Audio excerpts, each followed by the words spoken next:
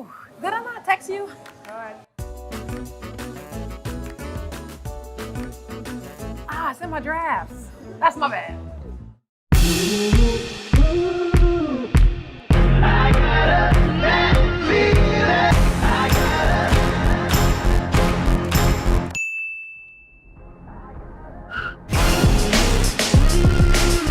So you slept in and you missed morning rush, huh?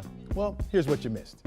In my experience, good guys do finish last. I consider myself a nice guy. I've got the most beautiful woman in the world in my eyes. You're a nice guy too, Yeah. Chester. I'm saying in my experience, when growing up, good guys didn't finish last. Somebody broke his heart somewhere along the line. We're here every weekday morning, so come on, hang out with us. Morning Rush, weekdays, 5 to 7 a.m., only on 11Alive. Televised newscasts not enough for you? Get even more at 11Alive's YouTube channel, where you'll find uncut interviews, extended body cam footage, live streams of Atlanta's biggest trials, and more. Subscribe to 11Alive today. You didn't get my text? The whole crew got together for coffee this morning. I'm learning the taste of water, because I'm sugary. Yeah, right. about that. Well, reward would be Slimming down. Okay. Yes, yeah, okay. yeah, a little water in my yes. cup. And beautiful skin. Even more beautiful skin, when it's all hydrated and everything else. I'm not gonna be able to sit next to you in a few months. Don't drink your morning coffee alone. Have it with us. Morning Rush, weekdays, 5 to 7 a.m., only on 11Alive. Some mornings, what you want isn't what you have time for. And that's why there's the Rush Blog, the biggest news of the day in 5 minutes or less. Quick and convenient for all those hectic mornings. Catch the 11Alive News Primetime on the ATL starts now. We begin tonight with the coronavirus, COVID-19. The Fulton County School District is canceling classes tomorrow because a teacher tested positive for coronavirus. That educator had direct contact with students and staff members at Bear Creek and Woodland Middle Schools. In the process now of contacting all of them. We know parents are worried, so we are committed to sharing facts, not fear. Here's where the situation stands right now in Georgia. The State Department of Public Health says this is the number of confirmed, of confirmed cases in Georgia stands at 6, with cases in Fulton, Cobb, and Polk counties. Seven more people have tested presumptive positive. Those cases still have to be confirmed by the CDC. Now, we do want to emphasize, though, at this point, to our knowledge, no one else within the Fulton County School District has tested positive for the virus beyond that one educator. We begin our team coverage tonight with Elwin Lopez. That employee teaches here at Woodland Middle School and at Bear Creek Middle School. And I spoke to a grandfather not too long ago who says that his daughter picked up his grandkid as schools closed because of coronavirus. Well, what they did was call from the school, letting them know they were going to get out early because of the virus. Showing a certain amount of concern as schools were dismissed today. She probably was, but it wasn't that bad. This particular employee had a lot of contact with students that she serves, and also with additional staff members. The Fulton County School District says the teacher with coronavirus started feeling sick at work on Friday. Woodland and Bear Creek Middle dismissed students around 2 Monday afternoon. Creekside High School closed early as well. For 3 reasons, I made the decision to close that school early. One is because of the proximity of the high school next to the middle school. We share a number of staff members across the 2 facilities. And then finally, quite frankly, we have a number of families that have students in both schools. The district says crews will clean and disinfect the schools tomorrow. The school district did say that it will determine tomorrow how long the schools will be closed. And it also said that it provided a list to public health officials with staff and students who may have had direct contact with that teacher. A private school in Fairburn is also closing tomorrow, although school officials say, as far as they know, no one there has come in contact with the virus. Arlington Christian School says it is closing on the side of safety because of some students who have family members that work at Fulton County School District. Arlington Christian said it will allow parents to get that information when they know they will open again. Governor Brian Kemp said today the number of COVID-19 cases has grown, and state officials say so will the number of quarantine cases at Dobbins Air Reserve Base. The military base is set to take in 34 Georgians from a cruise ship stricken with the coronavirus. And the state says those passengers will be going home to self-monitor after an evaluation. State officials say it is still likely the facility at Dobbins Air Reserve Base will fill up with some of the other 3,000 passengers from that cruise ship. Dobbins has a 150-bed capacity, and they expect to use all of those beds. Georgia's public health commissioner explained why they are sending the passengers from Georgia to their own homes. Allow them to go back to their homes where they're comfortable, and we can do that monitoring through our existing system. And I think that, again, is the right thing to do. The number of confirmed COVID-19 cases in Georgia is now at 6, with another 7 presumptive positive cases that await final confirmation from the CDC. The 7 presumptive cases have been diagnosed with test kits but haven't been confirmed individually by the CDC. Georgia's public health commissioner says she expects the CDC to lift the need for that confirmation. We'll, of course, continue our coronavirus coverage for you in just a few moments. In the meantime, don't forget you can download the 11Alive news app with a live blog there with the latest updates on local and national developments. You can just look for the coronavirus section. Well, your 11Alive storm trackers once again will be tracking the rain this week. So clouds are on the increase at the moment as we head in through the evening hours. I'm meteorologist Samantha Moore here at 11Alive, and we're watching that rain on approach. And it's going to be associated with a frontal system that's going to be moving in across the southeast the next 24 hours or so, and then pull up stationary. So once it pulls up stationary, we're going to see that rain just be stubborn to clear. It's not going to want to get out of here. So off and on rain is really the theme for the week. Notice the southerly flow that's going to be kicking in. That's going to bring our temperatures up as well, near 70 degrees for much of the week during the afternoon hours. So your headlines: clouds thicken up, rain returns by early tomorrow morning and off and on through tomorrow, Wednesday, Thursday, Friday, even through the weekend. So coming up, we'll talk about your hour-by-hour chances of when you'll see the heaviest of the rain. We have been getting questions about the difference between a presumptive test and a confirmed positive test for COVID-19, the new coronavirus. A presumptive positive means that a person was tested by state health officials using a test developed by the CDC, and the test came back positive. That sample then has to go to the CDC for a final confirmation. But the CDC says it is responding to these presumptive positives as if they were confirmed cases. Meanwhile, Georgia Congressman Collins says he is putting himself under quarantine after coming in contact with a patient who tested positive at a conference. Congressman Collins says he was told by the organizers of this CPAC conference that they discovered a photo of him with the person who tested positive. CPAC was in Maryland at the end of February, and although Congressman Collins says he is feeling fine, he will be staying at his home for 14 days out of an abundance of caution. You might recall on Friday, Congressman Collins was at the CDC in Atlanta with President Trump, Governor Kemp, and both of Georgia's senators. But again, Collins has not tested positive at this point and is not displaying any symptoms right now. Health leaders say the odds of spreading the virus when you are not showing symptoms is very low. A spokesperson for Congressman Collins says his office immediately notified the White House, the CDC, and offices as soon as they were aware of the situation. Tonight, the State Department is warning U.S. citizens against traveling by cruise ship. According to the CDC, there is an increased risk of being infected with the coronavirus on cruises. And as we have seen with the Diamond Princess and Grand Princess cruise ships, in order to curb the spread of COVID-19, many countries have been denying port entry rights to some ships and prevented passengers from disembarking.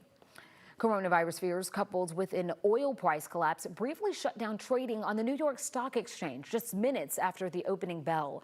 Stocks tumbled more than 15,000 points this morning, triggering what's known as circuit breakers, meant to prevent an even more dramatic drop, and it seems to have done its job.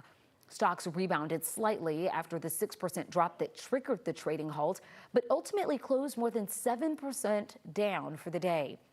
The drop was due in part to economic fallout from overseas with the spreading coronavirus and an all-out oil price war. Today's halt was a level 1, meaning trading stopped for 15 minutes. Trading is completely stopped for the day after a 20% drop. And just to get you up to speed with what this situation looks like on a national level, right now across the country, there are more than 600 confirmed cases of coronavirus. 23 people have died, still mostly in Washington state, with 2 deaths in Florida and 2 in California. According to NBC News, more than half of the 50 states now have confirmed cases. We have been talking about our commitment to focus on the facts of coronavirus, not the hyped up fear. So we will keep putting it into context and giving you perspective. When looking at the severity of cases, health leaders say most cases are still mild. From February 16th through February 24th, the World Health Organization surveyed 56,000 patients with this strain of coronavirus.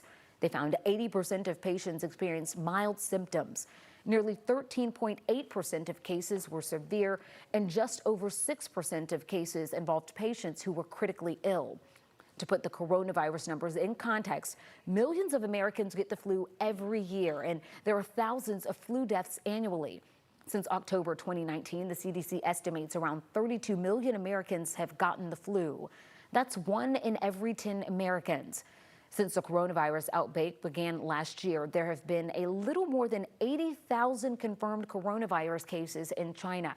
That means those cases account for just around 0.0056% of China's population. We have a live blog with all of the latest updates on coronavirus, so you don't have to get lost searching for new information. You can find that right now in the coronavirus section of the 11Alive app. And don't forget, just like every other night, we are streaming right now live on the 11Alive YouTube channel. You can subscribe and join in on the conversation in the community section. We've got a lot more 11Alive news in primetime after the break.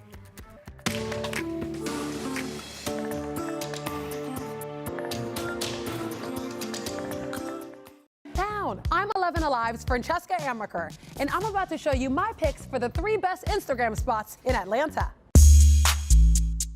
The Outcast mural is one of Atlanta's newest hotspots. Created by the artist Jex, people flock from all over the world just to get a shot of these 2 hip-hop legends.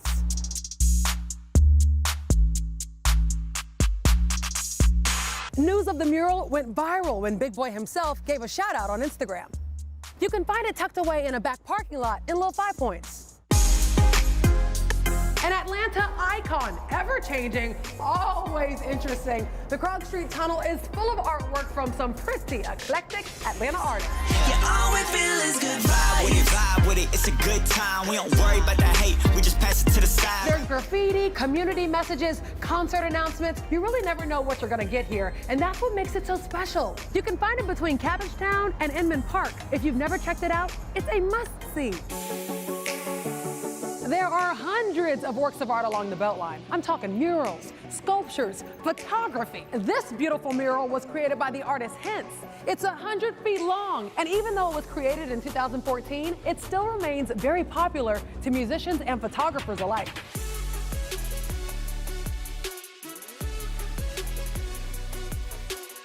You can find it on the East Side Trail under Virginia Avenue. So let me know what you think. It doesn't have to be street art. Maybe your favorite spot is down the street from your home or a great view. Connect with me on Facebook and Instagram and share your favorite Instagram spots in Atlanta. And come hang out with me on Morning Rush, weekdays 5 to 7 a.m. on 11Alive.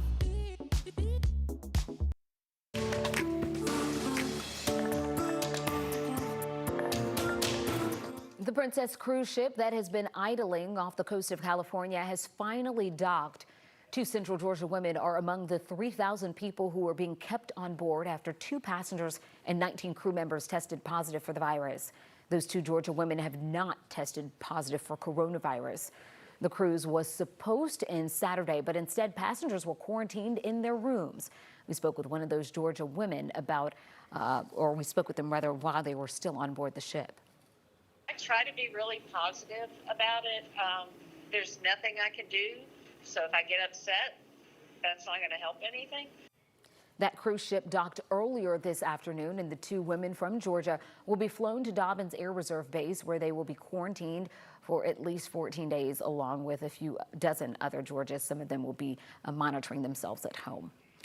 Again, none of the people that are heading to Dobbins Air Reserve Base have tested positive for the virus at this point.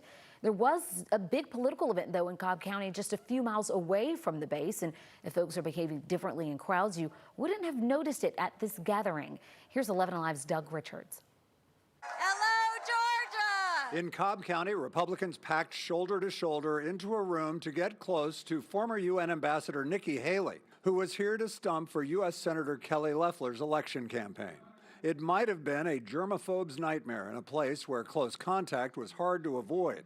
Yet Lisa Rockland told us she wouldn't have missed it in a room that was as loud as it was crowded. It's fine. It's not the coronavirus or nothing would keep us out. We need to be out and about. The rally was about 3 miles from Dobbins Air Reserve Base. That's where the government is sending 34 Georgians who are under quarantine after some of their fellow cruise ship passengers tested positive for the coronavirus. Governor Brian Kemp gave it his blessing over the weekend. I would want someone to do that if my mother or my child was on that cruise ship, and that's exactly what we're going to do here in the great state of Georgia. The quarantine at Dobbins is just fine with Rick Coons of Cobb County. Quarantine, you said a very important word there, quarantine, yes. I don't have a problem with that because I think the governor did the right thing. Well, we ended up seeing a 4-day break without rain from Friday, Saturday, Sunday, in through the weekend. It was beautiful, and today dry as well. Now, we have noticed those clouds on the increase, and those are signs of change for us well in advance of a frontal system that's going to be moving in our direction. And as it moves in, it's going to slow down. We're going to see more of a zonal west to east flow, which means there's not going to be anything to push it along, and it's going to pull up stationary over us. So that's going to bring us a chance for rain each and every day this week until it pushes out of here next weekend on Saturday, only to replace by a wedge situation on Sunday. So we're in a wet pattern for the next 7 days and a warm pattern for right now. We have that southerly wind moving on in, and that's going to bring our temperatures up close to 70 for much of this week. We were 67 today. That was 4 degrees above our average of 63 degrees. 43 was our morning low. That's right where we should be. By the way, look at all the surplus rain we have. Over a foot, 12 inches and a quarter in the bucket, and more rain coming in this week. Now, our amounts look like they're going to vary from day to day, so some days it'll be heavier than others, but we will stay unsettled through this weekend. So the next 12 hours, clouds will be on the increase here as we head into the early morning commute. Yes, those showers are going to be with us, and they will continue throughout that morning commute till probably mid-afternoon, and then kind of lightening up a bit during the afternoon hours. So this is what we're thinking as we head into late this evening. Those temperatures mild in the upper 50s. The clouds are starting to thicken up overnight. By the morning commute, you're heading out the door. We're going to be in the mid 50s, so mild temperatures, and the rain should be starting up in Dalton and Rome, and then that boundary moves in our direction. By 10 a.m., we'll start to see that rain approaching Carrollton, Marietta. Once we get to lunchtime, with the rain extending up into Blairsville and down into LaGrange, and then this will move across. This line of showers moves on in with some isolated heavier downpours, but for the most part showery on our Tuesday night, and then Wednesday we'll end up seeing some breaks in the action with more rain coming in during the evening hours. So what does this mean the next week? Well, some spots could end up seeing as much as 2.5 inches in the Atlanta metro area, with heavier amounts here across North Georgia. So stay tuned, as each and every day will bring us a chance of rain. 60% chance Tuesday, 40% chance Wednesday, 30% chance Thursday, and in through the weekend those chances are going to continue. In fact, on our Sunday, it looks like we could see some pretty decent heavier rain coming in once we get in through the day, and that's just going to add to our rainfall woes. Everything is soggy, the lakes are still rising, and it looks like we'll have a lot more to add to the rainfall bucket as we head through the rest of this week. Sam, thank you. Now to the latest developments in the deadly shooting at Lenox Square Mall. Police continue searching for the people who shot and killed a man in a dispute over a parking space. These are surveillance photos from inside the food court. Police want to talk with these men about what happened outside the Cheesecake Factory. Sunday evening, investigators say 2 groups started fighting over a parking spot. Eventually, one person pulled out a gun and shot a 25-year-old man in the head. Officers detained one person, but police later let him go and did not charge him with anything. If you recognize any of these men in this photo, you're asked to please contact police. Yesterday's deadly shooting is the latest in a trend. So far, there has been a shooting at Lenox Square Mall every month since December. On December 21st, days before Christmas, a Macy's employee was shot in the parking garage during an attempted robbery. Then on January 18th, an officer shot a man who appeared to be robbing someone at gunpoint in the parking garage. Turns out the man who was shot had been robbed by the person he was holding at gunpoint. And in February, a man was shot during what police described as a botched drug deal in the parking lot outside Bloomingdale's. And then yesterday's shooting again when a man was shot to death. Investigators say it was the end result of an argument over a parking space outside the Cheesecake Factory. This is all leading to a lot of questions regarding security and whether police have the resources to keep shoppers safe. Atlanta Police Chief Erica Shields says they continue to work with mall owners to improve security. In a statement, she says she is confident an arrest will be made in Sunday's shooting. Coming up next in sports, the Atlanta Hawks are taking on the Charlotte Hornets at home tonight, and there are a lot of precautions that the league is taking when it comes to the coronavirus. I'll tell you about them when we come back. Only on 11Alive. Some mornings, what you want isn't what you have time for. And that's why there's the Rush Blog, the biggest news of the day in 5 minutes or less. Quick and convenient for all those hectic mornings. Catch the Rush Blog on the Morning Rush. Everybody has learned how to drive, so I'm going to go ahead and retire. It didn't last long. Crank up your morning rush with Crash Clark. Weekdays, 5 to 7 a.m. on 11Alive. Traffic brought to you by John Foy & Associates. Atlanta is filled with great photo spots. And of course, I would know because this is my hometown. I'm 11Alive's Francesca Amaker, and I'm about to show you my picks for the 3 best Instagram spots in Atlanta. The Outcast mural is one of Atlanta's newest hotspots. Created by the artist Jex, people flock from all over the world just to get a shot of these 2 hip-hop legends.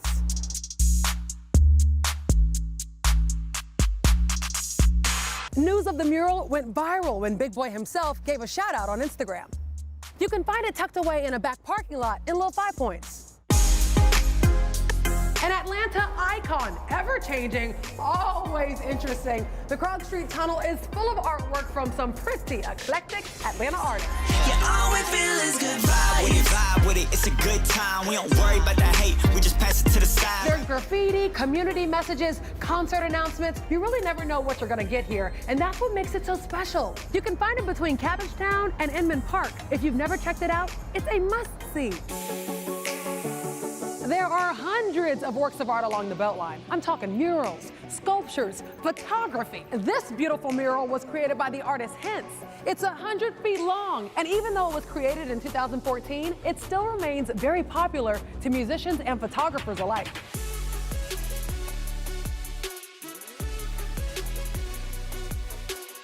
You can find it on the East Side Trail under Virginia Avenue.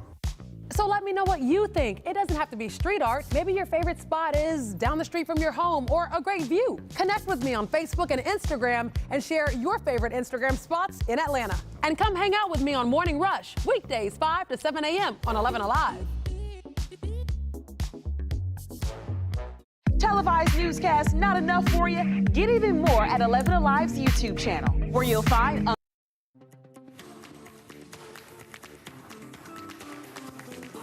stuff going on in our world, and basketball is going to stress me out. You guys are kidding me. It's basketball. It'll never stress me. Whether it's his health, his team's health, or the fact that the Hawks are on a 3-game losing streak, head coach Lloyd Pierce is not stressed out. I'm Maria Martin. But with the Charlotte Hornets in town tonight to play the Hawks, there are a lot of extra precautions that the team is taking because of the coronavirus. I did talk to a team official that told me a lot of things have been put in place before tonight's game. The ball boys will be wearing gloves tonight. Each basketball has been sanitized, and there are actually individual sanitizing stations around the arena. Now, the NBA will be holding a conference call with all team owners on Wednesday, and that team official told me that call is, quote, a big one, and expects that all of the decisions will be made on that day, but it still is all very fluid. And another team that is taking precautions, Atlanta United, they've got a big international trip coming up on Wednesday. They will head to the Champions League against Club America in Mexico City. Earlier today, Frank DeBoer, he said that the team is isolated a lot. They have their own charter. They're even isolated in their hotel, but they are still being extra cautious. right now we have to believe that everybody is healthy and try to get as isolated as possible, and then hopefully we can return freshly back to Atlanta. But in Atlanta there are also cases, so we have to be very alert. So obviously people in the sports world are trying to be extra careful, but they're still living their lives as normal. In fact, we saw Trae Young still signing autographs for fans. So they are being careful, but they are still living their lives. The Atlanta Hawks are 1-0 against the Charlotte Hornets this year. Let's hope they can keep that going tonight as they host them at State Farm Arena. All right, folks, you know what time it is. You see your screen. It is time for Monday's edition of The A Scene. And we are kicking off this Monday by taking a chunk out of Apple TV+. Yeah, the new streaming service. Well, guess what? They just dropped their first movie ever, and it's called The Banker, and it was shot right here in Georgia. So this weekend, it hit theaters for a limited release before it hits Apple Plus on March 20th. And here's your sneak peek. Owning a bank is like owning the other side of the real estate business. There's a few complexities you just left out. Like what? Oh, I'm sorry. Did I not wake up black this morning? Because I'm pretty sure I did. Yep, still black. Me too, Sam, me too. And it's lovely. Starring Anthony Mackie and Samuel L. Jackson, The Banker is inspired by true events. The plot follows two black businessmen in the 1950s and 60s who hire a working-class white man to be the face of their company while they pretend to be a janitor and chauffeur. And don't forget, we saw the making of this last November when our A-Scene insiders captured Jackson filming in these photos right here. Crews were spotted in Noonan and even parts of Douglasville. And the Georgia film movie hits Apple TV on March 20th. And make sure you support because, hello, it's filmed in Georgia. Okay, so the next story is a heartwarming story brought to us by Nick Cannon. So over the weekend, for the first time ever, Cannon filmed his comedic show Wildin' Out at State Farm Arena as a stop on his tour. And guess what? On March 6th, he was even awarded his own day by the Atlanta City Council. Well, things got even more special when business owner Jasmine Crow put out a call for single moms in need of financial help on her social media. And after sifting through multiple submissions, this mother was chosen to receive $5,000 from Nick Cannon. Now, she's the sole caregiver of her 27-year-old son who is handicapped with cerebral palsy. Unfortunately, her son is unable to walk, feed himself, or do anything because he functions like a 3 or 4-year-old. She's also disabled and unable to work herself, but she's responsible for caring for her son. Let's just say she was so grateful to receive $5,000. Such a generous donation from Nick Cannon. And for more of the A-Scene, folks, 11alive.com/the-A-Scene to see what's filming in your neck of the woods. All the latest casting calls found right there. And of course, if you see a celebrity in our neck of the woods, use the hashtag #TheA-Scene. Auntie wants to give you a plate to take home from the barbecue. Auntie! No. Auntie, don't invite me to the barbecue. I'm gonna be looking for you next time, so use the hashtag and let us know you're hanging out with us. Morning Rush, weekdays 5 to 7 a.m. only on 11Alive.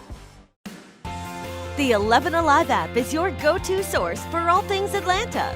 You hear what happened today? I'll tell you all about it. Breaking news the moment it happens. The boil water advisory. Hyper-local, accurate weather alerts. You may want to grab that sweater, maybe even a coat. More stories to uncover. More videos to discover. He did it his way. Personalized for you. And that's what makes it so special. The 11Alive app. Available now in the App Store. Hey, I got the ways to go. I got moves to make, homie, but I stay in the flow. See, I just do what I say I'm gonna do. No, my movement ain't faded. You could assume what you're doing was great.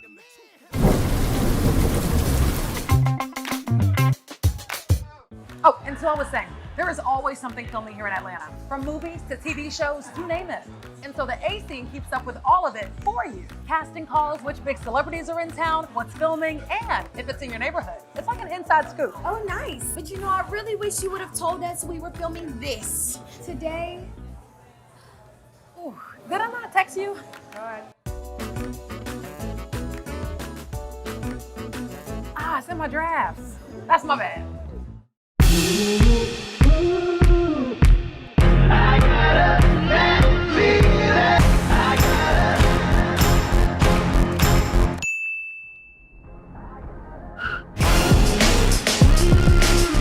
So you slept in and you missed Morning Rush, huh? Well, here's what you missed. In my experience, good guys do finish last. Stop. I consider myself a nice guy. I've got the most beautiful woman in the world in my eyes. You're a nice guy too, Yeah. I'm saying in my experience, when growing up, good guys didn't Chesley. Somebody broke his heart somewhere along the line. We're here every weekday morning, so come on, hang out with us. Morning Rush, weekdays, 5 to 7 a.m., only on 11Alive. Televised newscasts not enough for you? Get even more at 11Alive's YouTube channel, where you'll find uncut interviews, extended body cam footage, live streams of Atlanta's biggest trials, and more. Subscribe to 11Alive today. You didn't get my text? The whole crew got together for coffee this morning. I'm learning the taste of water, because I'm sugary. Right. About that? Reward would be Slimming down. Okay. Yes. Right? Okay. Yeah, a little water in my yes. cup. And beautiful skin. Even more beautiful skin, when it's all hydrated and everything else. I'm not going to be able to sit next to you in a few months. Don't drink your morning coffee alone. Have it with us. Morning Rush, weekdays, 5 to 7 a.m., only on 11Alive. Some more.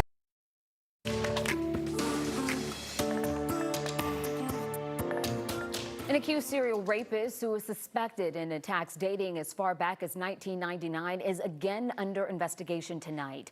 11Alive's Caitlin Ross reports Atlanta police and the Fulton County District Attorney are working to bring new cases against Wesley Cooley. Police say Wesley Cooley is suspected of attacking women for 2 decades. When the DeKalb County District Attorney first told us they made the arrest after clearing a backlog of untested rape kits, his DNA connected him to 8 different attacks. Now Atlanta Police and the Fulton County District Attorney's Office are working on 2 more. It is very frustrating to me that they have been allowed to remain on the streets, to remain in the community, to continue to harm women when all that had to happen is for that rape kit to be submitted. District Attorney Paul Howard says there is no excuse for untested rape kits in Georgia. It begins to sound like negligence and almost criminal negligence that if a rape kit is available, that some responsible body wouldn't get that rape kit to the GBI. He says there are 156 criminal investigations in Fulton County developed from untested rape kits that were found at Grady Hospital in 2015. DeAndre Shabazz was one of those cases, just given 12 life sentences for the women he attacked starting in 2002. He was cunning.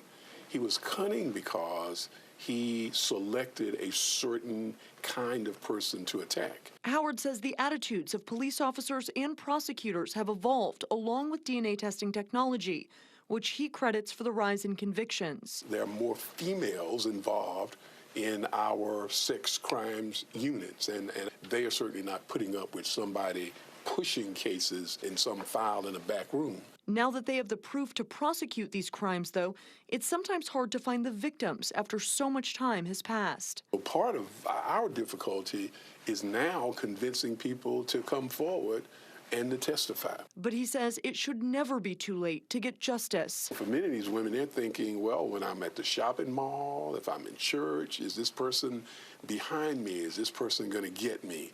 The federal grant to help clear the backlog of untested rape kits is only accessible for 3 years in Georgia. Howard hopes the county will continue to fund the initiative after the funds from the Department of Justice expire. A former Atlanta police officer who shot a man while directing traffic has pleaded guilty, but the victim wants him resentenced. The shooting happened after a motocross event at the Georgia Dome. Noel Hall was trying to turn down a street despite the off-duty officer telling him no. That officer, Matthew Cadeau, was fired shortly after the February 2017 shooting and indicted on charges of aggravated assault in Fulton County in late 2020. At a news conference today, Noah Hall's attorney said Hall had paperwork saying he could make a left turn on Ivan Allen to pick up his son's equipment from the motocross event. That's when Cadeau, who was off duty, shot at the van, hitting Hall and just missing his wife in the passenger seat. Hall's grandsons were also in the van at the time. Cadeau recently filed for immunity, claiming self-defense, and during a hearing last month, Cadeau pleaded guilty and was sentenced that same day to 30 years probation.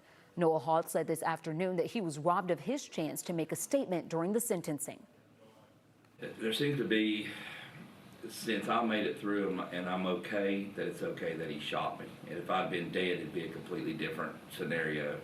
And I don't see it that way. You know, I thank God that I didn't die, but it should make no difference whether I'm dead or not. It still happened. Hall's attorney believes the ex-officer's sentencing with Hall present violates the Crime Victims Bill of Rights and laws concerning victim impact statements. We have also learned the Fulton County DA has filed an emergency motion asking for the sentence to be vacated and requesting a new sentencing hearing where Hall and his other family members can provide victim impact statements. You can read much more about the history of this case and watch for updates to the DA's motion on 11alive.com. A proposed $2,000 raise for Georgia educators cut in half. The House Appropriations Committee passed a proposed budget that cuts teacher raises for the state fiscal 2021 year from $2,000 to $1,000. Georgia is facing a budget shortfall this year, with the governor asking state agencies to cut spending by at least 4%. Many wondered if that meant there would still be money left for teacher raises to their salaries by $2,000, which Governor Kemp proposed in his State of the State address. But the budget approved today only allows for a $1,000 raise, and it fully funds the school council ratio at one counselor for every 450 students. The Georgia Association of Educators says it is disappointed in the committee's action. Well, after a dry weekend and a dry start to the work week, we are once again tracking the rain. The clouds are on the increase. The rain's still over the Mississippi River Valley, but it's going to be moving in our direction overnight tonight. So by tomorrow morning, this rain is going to be on our doorstep by the morning commute. And then this front will likely pull up stationary and keep us unsettled for the rest of the week, and warmer, with our temperatures going up to near 70 degrees this week. So it's going to feel more spring-like, and we'll have some of those spring showers as well. So this evening, we'll see the clouds thicken up, and we'll see a chance for those showers by the morning commute. So as these clouds move in, that may end up obscuring our view of the supermoon. We've been talking about this. We were talking about this over the weekend. It is going to be a super worm moon tonight, and that means that it's going to be closer to us, so it'll be bigger and brighter than usual. And this is going to be the second closest supermoon of 2020. So hopefully we'll get a good chance to see it, even though the clouds are going to be moving in. And of course, that'll be followed by rain. So coming up, we'll go hour by hour and let you know when to expect the showers and possible thunderstorms this week. The United States is one of the worst offenders when it comes to throwing away perfectly good food. The USDA says the U.S. wastes up to 40% of the food supply each and every year. Well, one school in Forsyth County wants to help change that by changing the way students think about food waste. Kelly Mill Elementary launched its own chapter of the national nonprofit Helping Hands. The organization allows schools and businesses to donate unused food to those in need. School staff say they have cut 400 pounds of waste a week since it began, and the students get a chance to pitch in by sorting and collecting unused products from their classmates. It's a constant reminder that one of our beliefs here at Kelly Mill is kindness, and it's about being kind and being responsible for people in our community in some way. Hadley also says it can be difficult to find a way to donate food that meets county code and school cafeteria standards, but this program was a good fit for them. Volunteer drivers transport all of the food donations to local nonprofits, including the Place of Forsyth County, an organization within their community. Well, you may see Marquise Goodwin, and you may know him as a receiver in the NFL. He plays for the 49ers, but he is also one of only a few football players that have turned pro who has also competed in the Olympics. He's training for Tokyo, but not too long ago, he was close to giving up his Olympic dreams. Alex Glaze has his story. In 2016, Marquise Goodwin came up short. I led the world the whole year until the trials. I was in Birmingham, UK, broke the meet record, had the meet won already, and on the last jump, I blew it. Like, I shouldn't have jumped. I had the competition sold already. Coach told me not to go. I'm trying to break the world record, and blew my hammy. A blown hamstring 4 weeks before the 2016 Olympic trials ultimately kept him off Team USA for the Rio Games, after he won the long jump at the 2012 Olympic trials and placed 10th in London. 4 years later, Goodwin is back training to compete for a spot on Team USA once again. But his journey back to the track wasn't always certain. This year, he was thinking about quitting track until he overheard a prayer one morning from his sister, who has cerebral palsy and has never walked a day in her life. Her door was closed. She was in her room just praying. It was 5 in the morning. Like, who up at 5 in the morning? You know what I mean? And I heard her praying to God, begging God just to walk, just to be able to run. And so now, who am I to, you know, put my God-given abilities to the side? You know, when my sister never a day in her life ever touched her feet to the ground. Like, who am I just to give up on track? Something that I've dreamt about since I was 9 years old, being an Olympic champion. That moment sparked a whole different fire inside of Goodwin. That fire is just to give it my all every time I get out here. Like, I know I'm a dog, I'm a beast, like, especially when it comes to long jump. Like, I went and you know, played football so I could support my family like I wanted to. You know, track has really been my real dream, you know, to be an Olympic champion. And so now God gave me another opportunity. Well, these are the type of stories that really get you excited for the Olympics. We will have more stories on our Olympians as we count down to Tokyo. So to come tonight, trading on the stock market was halted this morning as coronavirus fears sent the big exchanges into free fall. Coming up, how they recovered and what you can expect tomorrow.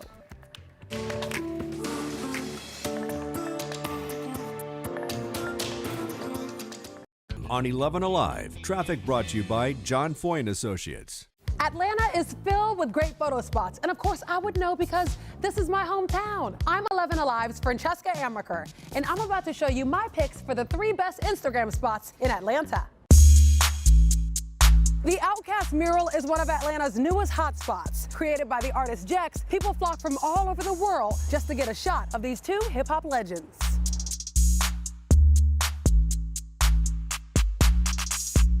News of the mural went viral when Big Boy himself gave a shout out on Instagram. You can find it tucked away in a back parking lot in Little 5 Points. An Atlanta icon, ever-changing, always interesting. The Krog Street Tunnel is full of artwork from some pretty eclectic Atlanta artists. Yeah, all we feel is good vibe with it. It's a good time. We don't worry about the hate. We just pass it to the side. There's graffiti, community messages, concert announcements. You really never know what you're gonna get here, and that's what makes it so special. You can find it between Cabbagetown and Inman Park. If you've never checked it out, it's a must-see. There are hundreds of works of art along the Beltline. I'm talking murals, sculptures, photography. This beautiful mural was created by the artist Hints. It's 100 feet long, and even though it was created in 2014, it still remains very popular to musicians and photographers alike.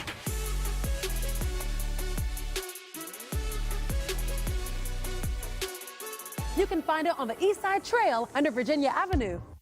So let me know what you think. It doesn't have to be street art. Maybe your favorite spot is down the street from your home or a great view. Connect with me on Facebook and Instagram and share your favorite Instagram spots in Atlanta. And come hang out with me on Morning Rush, weekdays 5 to 7 a.m. on 11Alive. Televised newscasts not enough for you? Get even more at 11Alive's YouTube channel, where you'll find uncut interviews, extended body cam footage, live streams of Atlanta's biggest trials, and more. Subscribe to 11Alive today. I haven't seen you in a while. Where you been? It looks like fun. They are fun. And they're Convenient. But they're being dumped everywhere. 5,000 scooters at one time active throughout the city. I enjoy them myself. They're fun. There's got to be some regulations. I just feel like we have to evolve with the times, though. They're not going anywhere. They shouldn't go anywhere. It's a new way of transporting. We have to evolve. I'm going to be looking for you next time, so use the hashtag and let us know you're hanging out with us. Morning Rush, weekdays 5 to 7 a.m.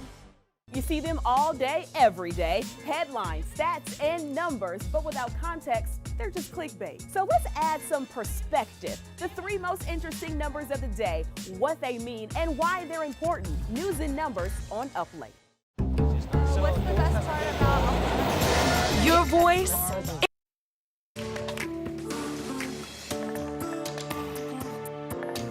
The financial markets took another nosedive today. The Dow Jones had its worst point drop ever, down more than 2,000 points.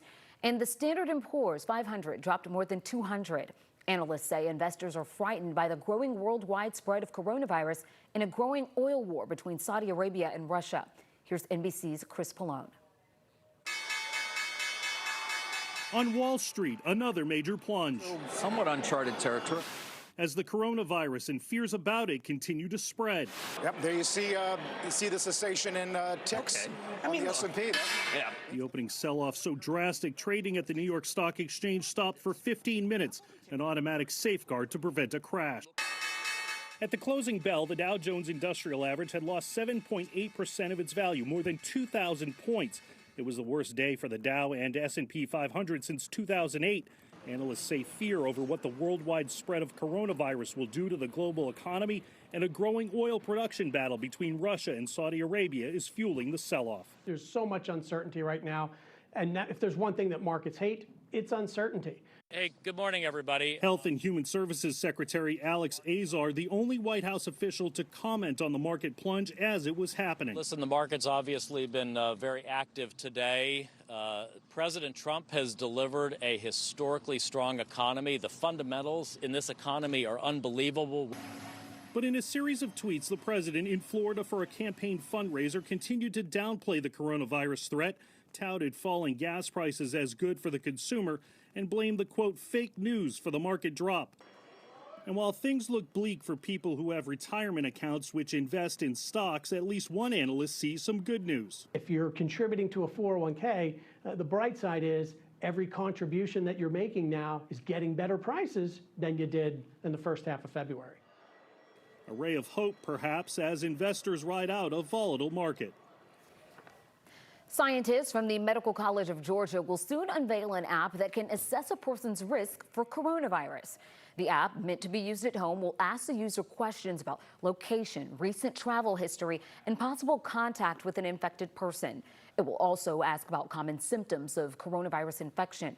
This data will be plugged into an algorithm to calculate the user's risk and alert the nearest testing facility if the health check is needed. The Medical College of Georgia is located in Augusta. That app should be available within a few weeks and will be offered for free. Out of an abundance of caution, Atlanta Public Schools has canceled all out-of-state field trips until further notice. Previously scheduled in-state field trips are being reviewed on a case-by-case basis, and at this time, there are no confirmed cases of coronavirus within the district. You can let 11Alive News and our app be your guide for any and everything coronavirus related. We have a live blog that is being updated with both local and national developments. Just look in the coronavirus section. Well, our temperatures, if you've been outside, you may have noticed, feel a little bit more spring-like today, into the upper 60s by the afternoon, making it up to 67 degrees. Our nighttime low started out a little cool this morning. 43 degrees was our morning low. And we're going to see some very mild temperatures this week, especially in the morning hours. So you may not even need a jacket, as temperatures will be in the 50s for our lows and near 70 for our highs. So we're looking at this next front on approach here, and it's going to stall out over us, and we're going to be in the warm sector here. So that's going to keep us unsettled, and our temperatures above average this week. Even though it looks like a cold front here, it's going to end up being a stationary boundary over us, and we're going to end up seeing those southerly winds kick in for now. It looks like we'll be very warm through at least Friday, Saturday, and then come Sunday, we'll see a shift in the winds that'll bring in a wedge pattern for us and cool us off once again. But it looks very warm for the next few days. And the next 12 hours, we'll see those clouds continuing to roll in and thicken up with some showers by the morning commute. So you know how that is. Grab that umbrella before you head out the door. Temperatures mild, though, in the mid-50s for that morning commute. And then during the afternoon, we'll see those temps back in the mid-60s with the chance for showers around. Things will start to lighten up probably during the evening commute, but there'll still be some isolated showers. So your clouds will thicken up the next 24 hours. Actually, the next 12 hours. The rain returns early in the morning on our Tuesday morning, and then we're staying with off and on rain through the weekend. So this is what we're looking at tonight, as the southerly winds continue to bring in some moisture and some cloud cover ahead of that next system. Rain will be heavy at times as it moves on through Rome and Dalton for that morning commute, and then into Carrollton as we head towards lunchtime here, stretching into downtown Marietta, on up into Cherokee County, Canton, and then into Fannin County, into Union County once we get into the early afternoon. But then notice how it kind of falls apart a bit, so it'll be a bit more showery by by the afternoon hours and into the evening we go, with still some showers on the backside here as we head into around 7:30, 8:30 at night with some isolated heavier downpours, some of which could be thunderstorms. Right now it looks like it's primarily just rain, but there will be some possibility, there will be a possibility of a few isolated thunderstorms as we head into the PM hours, and on Wednesday as well, we could see them fire back up. So as far as your long-term forecast, yes, each and every day, this is Thursday, and then into Friday, yes, we have that chance for rain. We may get a break on Saturday, but right now it looks like during the day on Sunday, it could be pretty wet at times as well, even into the beginning of next week. So that means more concerns about the lake levels and the rivers and the creeks and those flood-prone spots as we get in through the weekend. So a 60% chance on our Tuesday, 40% chance Wednesday, 30% chance Thursday, and we just continue with those chances of rain through the weekend and into the beginning of next week. Fraternity brothers of Kappa Alpha Psi are working to promote early reading in schools. 35 chapters across the nation are taking part in a program called Hands on Books. It's an initiative to spark a love for reading in elementary school children.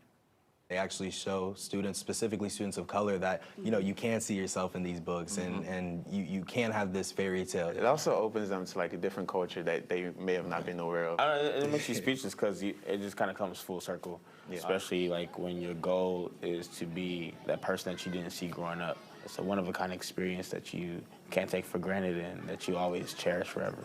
Well, congratulations to them. The Kappas mainly read to kids in low-income areas, setting an example that they hope will make a difference. Ahead, every year, close to 135,000 families adopt, but the cost to expand your family may shock you. Next, our Why Guy explains why adoption is so expensive.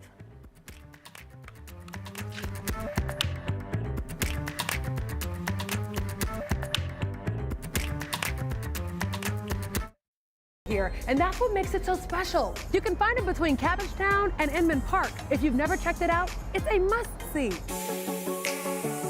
There are hundreds of works of art along the Beltline. I'm talking murals, sculptures, photography. This beautiful mural was created by the artist Hence.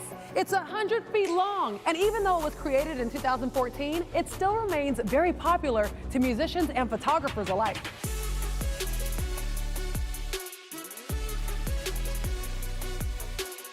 You can find it on the East Side Trail under Virginia Avenue. So let me know what you think. It doesn't have to be street art. Maybe your favorite spot is down the street from your home or a great view. Connect with me on Facebook and Instagram and share your favorite Instagram spots in Atlanta. And come hang out with me on Morning Rush, weekdays 5 to 7 a.m. on 11Alive. Televised newscasts not enough for you? Get even more at 11Alive's YouTube channel, where you'll find uncut interviews, extended body cam footage, live streams of Atlanta's biggest trials, and more. Subscribe to 11Alive today. I haven't seen you in a while. Where you been? It looks like fun. They are fun, and they're convenient, but they're being dumped everywhere. 5,000 scooters at one time active throughout the city. I enjoy them myself. They're fun. There's got to be some regulations. I just feel like we have to evolve with the times, though. They're not going anywhere. They shouldn't go anywhere. It's a new way of transporting. We have to evolve. I'm going to be looking for you next time, so use the hashtag and let us know you're hanging out with us. Morning Rush, weekdays 5 to 7 a.m. You see them all day, every day. Headlines, stats, and numbers, but without context, they're just clickbait. So let's add some perspective. The 3 most interesting numbers of the day, what they mean, and why they're important. News and numbers on Up Late. What's the best part about your voice? It is never too loud or too much. Your voice has the power to tell it like it is. Bringing us together to act. Together, our voices grow. Together, we come alive, amplifying voices and breaking down barriers to change the story and shape the future. Together, we are unstoppable. Together, we are where Atlanta speaks. Remember the old days, the old cliffhangers when we used to watch shows? Hey, and they cliffhangers. would, you know, they would wait the next week. You were, oh, what's going to happen to the $6 million man? He was hanging with his one bionic arm. Morning Rush, weekdays 5 to 7 a.m. Only on 11Alive. Atlanta. Almost 6 million people call the Metro home. But what makes this place so great? I'm 11Alive's Chesley McNeil. I'm going to give you 3 reasons why Atlanta is the best city in America. Come on, man. It's the heart of the South. And it's one of the most diverse cities around. People from all walks of life have come here and made it home. There are more than 1 million families in the United States waiting to adopt a child. One of the challenges can be the cost. But why is adopting a child so expensive? Here's our Why Guy, Jerry Carnes, with the answer. Americans have a strong sense of family. It's so strong that every year about 135,000 families adopt. According to the National Council for Adoptions, between 1 and 2 million families are waiting for the right child to bring into their home. 11Alive insider Sophia Johnson wonders why adoptions can be so expensive. Maybe families would be able to consider it if they could afford to adopt a child. Let's dig into why adopting a child can be unaffordable for some families. The cost varies depending on how you adopt. The state foster care system is the most affordable option. The expenses for adopting through the state are minimum to none. Many families go through a private agency. The cost can reach $40,000 to $45,000. The agency does all the work to find the right child for the right family. They take care of the home study and background checks required for an adoption. There are legal fees. Most families want to adopt an infant. While adopting through the state is inexpensive, it is rare to find a foster child under the age of 5 available for adoption. Most of the time, those kids are older, they're large sibling groups, or they're children who have some type of disability. Most families adopting through the state receive a tax break and financial assistance. The head of Georgia's adoption program says there are advantages to adopting an older child. You kind of know what type of child you're going to get. You know if you have an A student or not. Each year, about 350 children in Georgia's foster care system go up for adoption. Well, if you have a question for Jerry Carnes or Why Guy, you can send it to us on Facebook, Twitter, or by email. Alive. Traffic brought to you by John Foy & Associates. I woke up at 2 in the morning to be here. Where were you? Once you allow it, right, then it sets you up for the entire week where you just have lost it. Like on a Sunday, it's like, oh, let's just order some Chinese food, and of course you wind up eating tons of that. And then on Monday, you're like, well, I got leftovers, I can't let it go to waste. Auntie wants to give you a plate to take home from the barbecue. Auntie! Auntie, don't invite me to the barbecue. I'm gonna be looking for you next time, so use the hashtag and let us know you're hanging out with us. Morning Rush, weekdays 5 to 7 a.m. only on 11Alive. The 11Alive app is your go-to source for all things Atlanta. You hear what happened today? I'll tell you all about it. Breaking news the moment it happens. The boil water advisory. Hyper-local, accurate weather alert. You may want to grab that sweater, maybe even a coat. More stories to uncover. More videos to discover. He did it his way. Personalized for you. And that's what makes it so special. The 11Alive app. Available now in the App Store. Hey, I got the ways to go. I got moves to make, homie, but I stay in the flow. See, I just do what I say I'm gonna do. No, my movement ain't faded. You could assume what you're doing was great.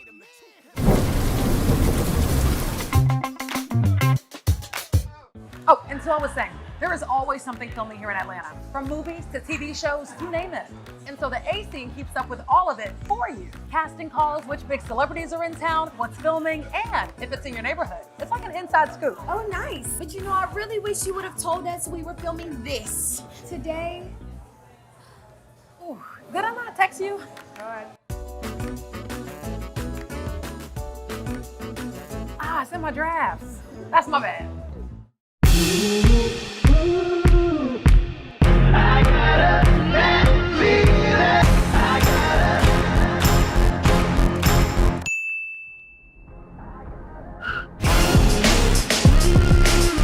So you slept in and you missed Morning Rush, huh? Well, here's what you missed. In my experience, good guys do finish last. I consider myself a nice guy. I got the most beautiful woman in the world in my eyes. You're a nice guy too, Yeah. I'm saying in my experience, when growing up, good guys didn't finish last. Somebody broke his heart somewhere along the line. We're here every weekday morning, so come on, hang out with us. Morning Rush, weekdays, 5 to 7 a.m., only on 11Alive.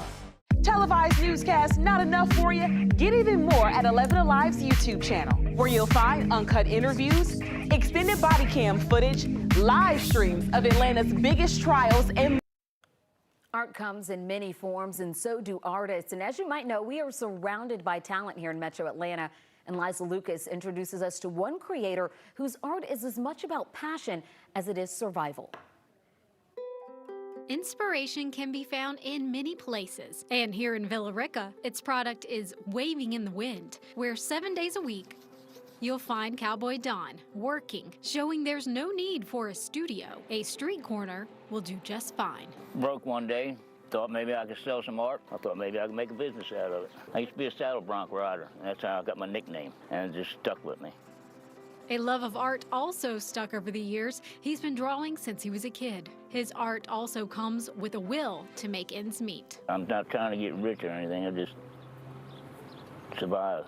But you won't hear him asking for sympathy, even when nonprofits like Love Beyond Walls He could be someone's grandfather. want to lend a hand. Cowboy Don is showing people a different side of what it means to sometimes be out here on the streets. This level of commitment and courage and vulnerability, and that's why people support him. His work admired by the community, even children. Jen Robinson's daughter bought art for her room, seeing Cowboy's gift, not his circumstances. This is a nice community here. People open up their hearts here.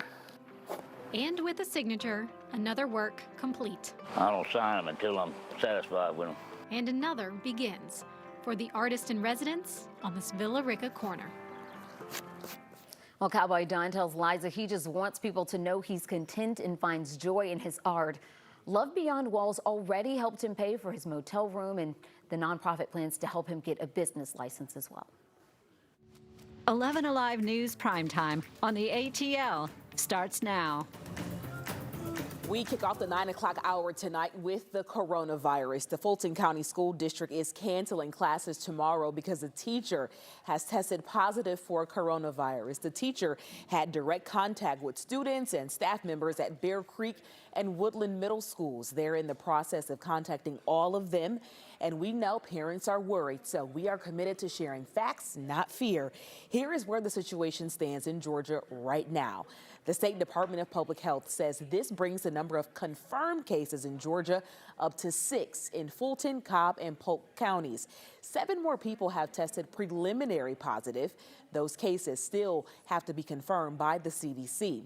And we just learned about another presumptive positive case at Piedmont Healthcare's Fayette County location. Going back to the case in Fulton County, no one else has tested positive beyond that one teacher.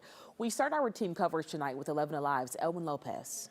That employee teaches here at Woodland Middle School and at Bear Creek Middle School. And I spoke to a grandfather not too long ago who says that his daughter picked up his grandkid as schools closed because of coronavirus. Well, what they did was call from the schools, letting them know they were going to get out early because of the virus. Showing a certain amount of concern as schools were dismissed today. She probably was, but it wasn't that bad. This particular employee had a lot of contact with students that she serves, and also with additional staff members. The Fulton County School District says the teacher with coronavirus started feeling sick at work on Friday. Woodland and Bear Creek Middle dismissed students around 2 Monday afternoon. Creekside High School closed early as well. For 3 reasons, I made the decision to close that school early. One is because of the proximity of the high school next to the middle school. We share a number of staff members across the 2 facilities. And then finally, quite frankly, we have a number of families that have students in both schools. The district says crews will clean and disinfect the schools tomorrow. The school district did say that it will determine tomorrow how long the schools will be closed. And it also said that it provided a list to public health officials with staff and students who may have had direct contact with that teacher. A private school in Fairburn is also closing tomorrow, although school officials say as far as they know, no one there has come in contact with the virus. Arlington Christian School says it is closing on the side of safety because some students have family members who work at Fulton County schools. Arlington Christian said it will let parents know when it plans to reopen. A passenger arriving from South Korea over the weekend to Atlanta is being monitored in Fulton County for the virus. Governor Kemp says a custom official noted the passenger displaying symptoms. That passenger is now under CDC quarantine. Hope Ford is live outside Hartsfield-Jackson's domestic terminal. Now, Hope, do they know if the passenger showed symptoms before getting on the plane?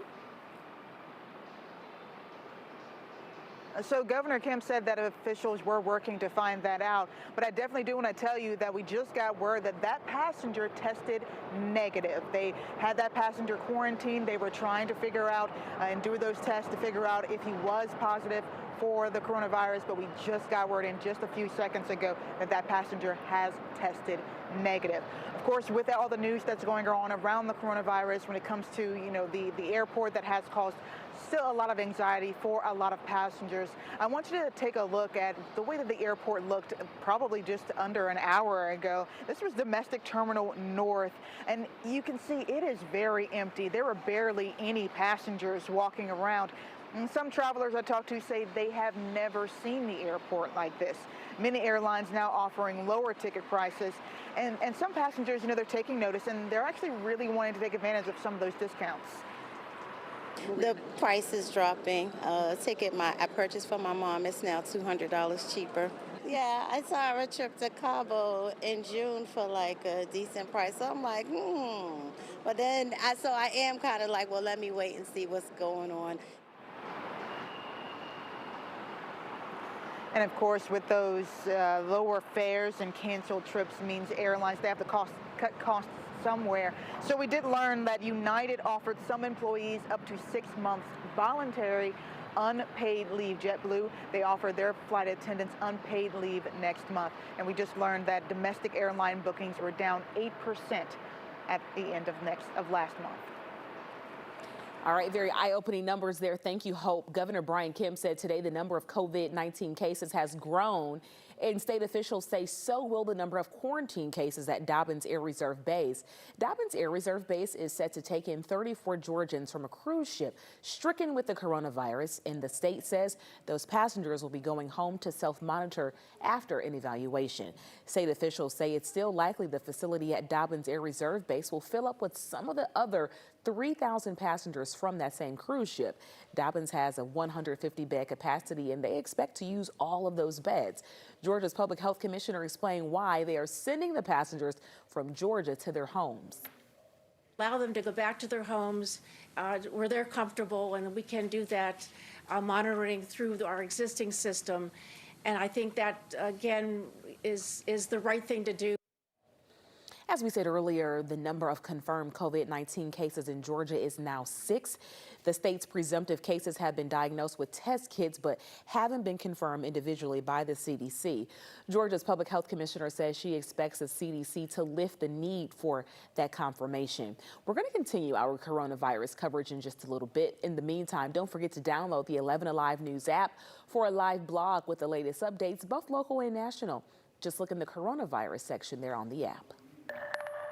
We are 11Alive storm trackers watching the clouds roll in tonight, and darn it, we covered up that super moon that we were looking forward to, but they just thickened up too much, and they're going to continue to thicken up overnight. And then we have rain on approach. This is going to be moving in our direction just in time to dampen our morning commute, especially those in northwest Georgia, seeing the rain first as this frontal system moves in. So the clouds are going to thicken up overnight tonight. The rain is going to return early in the morning, and it looks like off and on rain through the work week into the weekend and potentially even into next week. So as far as what we're thinking during the overnight hours, that band of rain approaching, moving across Alabama and making its way in at around 6:45 in the morning. So it will kind of make a mess of the commute for folks here across northwest Georgia, and then it makes its way through here by mid-morning.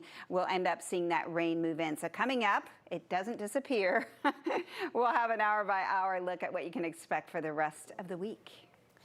We've been getting questions about the difference between a presumptive test and a confirmed positive test for coronavirus. All right, so a presumptive positive means that a person was tested by state health officials using a test developed by the CDC, and the test came back positive.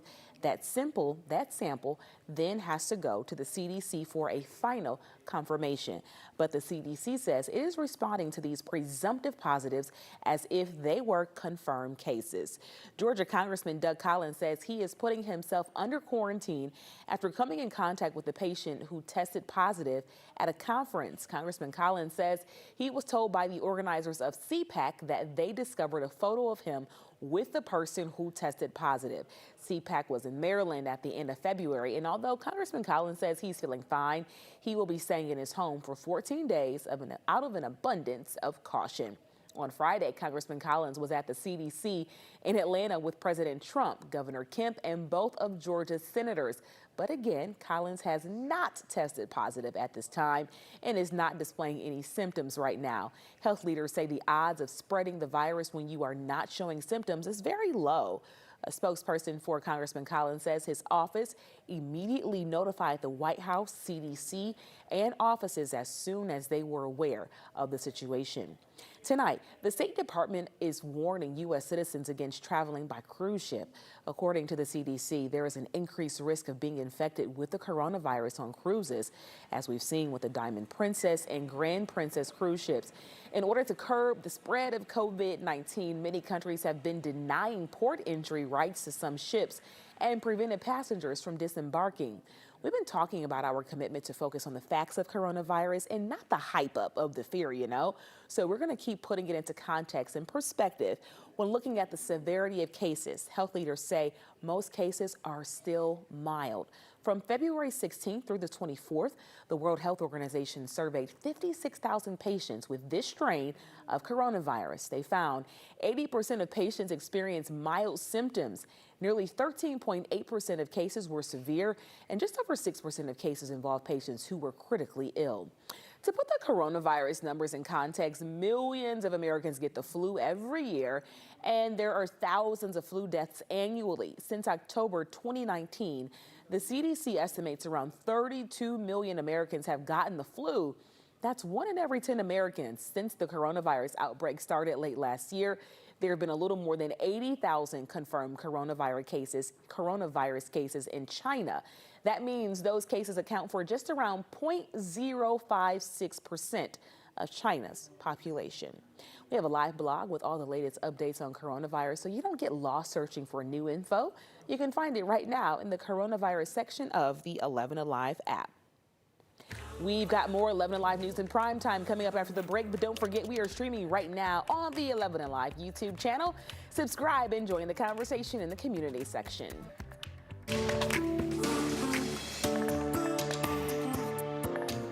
And more. Subscribe to 11Alive today. I haven't seen you in a while. Where you been? It looks like fun. They are fun. And they're convenient. But they're being dumped everywhere. 5,000 scooters at one time active throughout the city. I enjoy them myself. They're fun. There's got to be some regulations. I just feel like we have to evolve with the times, though. They're not going anywhere. They shouldn't go anywhere. It's a new way of transporting. We have to evolve. I'm going to be looking for you next time, so use the hashtag and let us know you're hanging out with us. Morning Rush, weekdays, 5 to 7 a.m. You see them all day, every day. Headlines, stats, and numbers, but without context, they're just clickbait. So let's add some perspective. The 3 most interesting numbers of the day, what they mean, and why they're important. News and numbers on Up Late. What's the best part about your voice? It is never too loud or too much. Your voice has the power to tell it like it is. bringing us together to act? Together, our voices grow. Together, we come alive, amplifying voices and breaking down barriers to change the story and shape the future. Together, we are unstoppable. Together, we are where Atlanta speaks. Remember the old days, the old cliffhangers when we used to watch shows? Hey, and they cliffhangers. would, they would wait the next week. You were, what's going to happen to the $6 million man? He was hanging with his one bionic arm. Morning Rush, weekdays.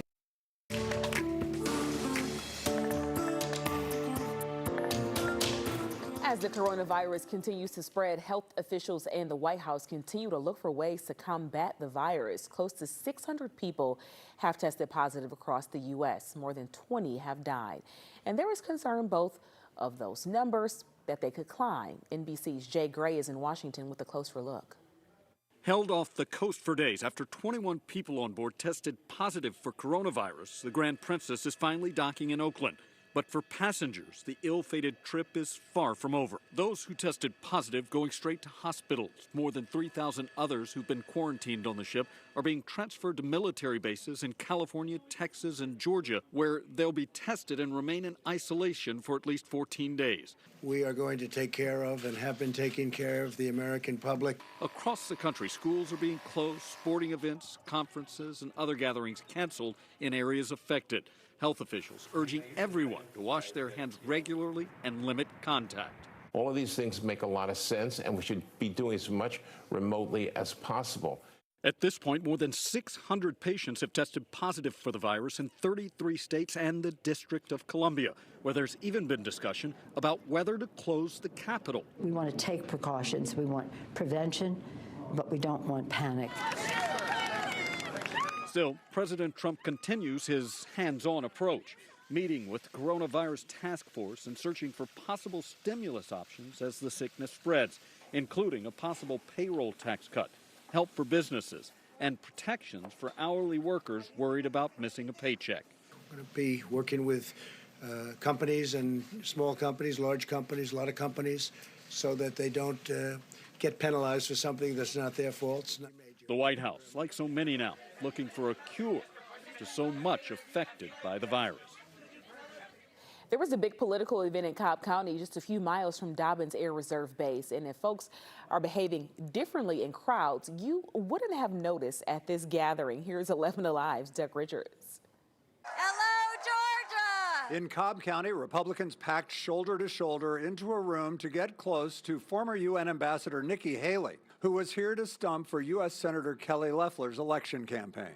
It might have been a germaphobe's nightmare in a place where close contact was hard to avoid. Yet Lisa Rockland told us she wouldn't have missed it in a room that was as loud as it was crowded. It's fine. It's not the coronavirus or nothing would keep us out. We need to be out and about. The rally was about 3 miles from Dobbins Air Reserve Base. That's where the government is sending 34 Georgians who are under quarantine after some of their fellow cruise ship passengers tested positive for the coronavirus. Governor Brian Kemp gave it his blessing over the weekend. I would want someone to do that if my mother or my child was on that cruise ship, and that's exactly what we're going to do here in the great state of Georgia. The quarantine at Dobbins is just fine with Rick Coons of Cobb County. Quarantine, you said a very important word there, quarantine, yes.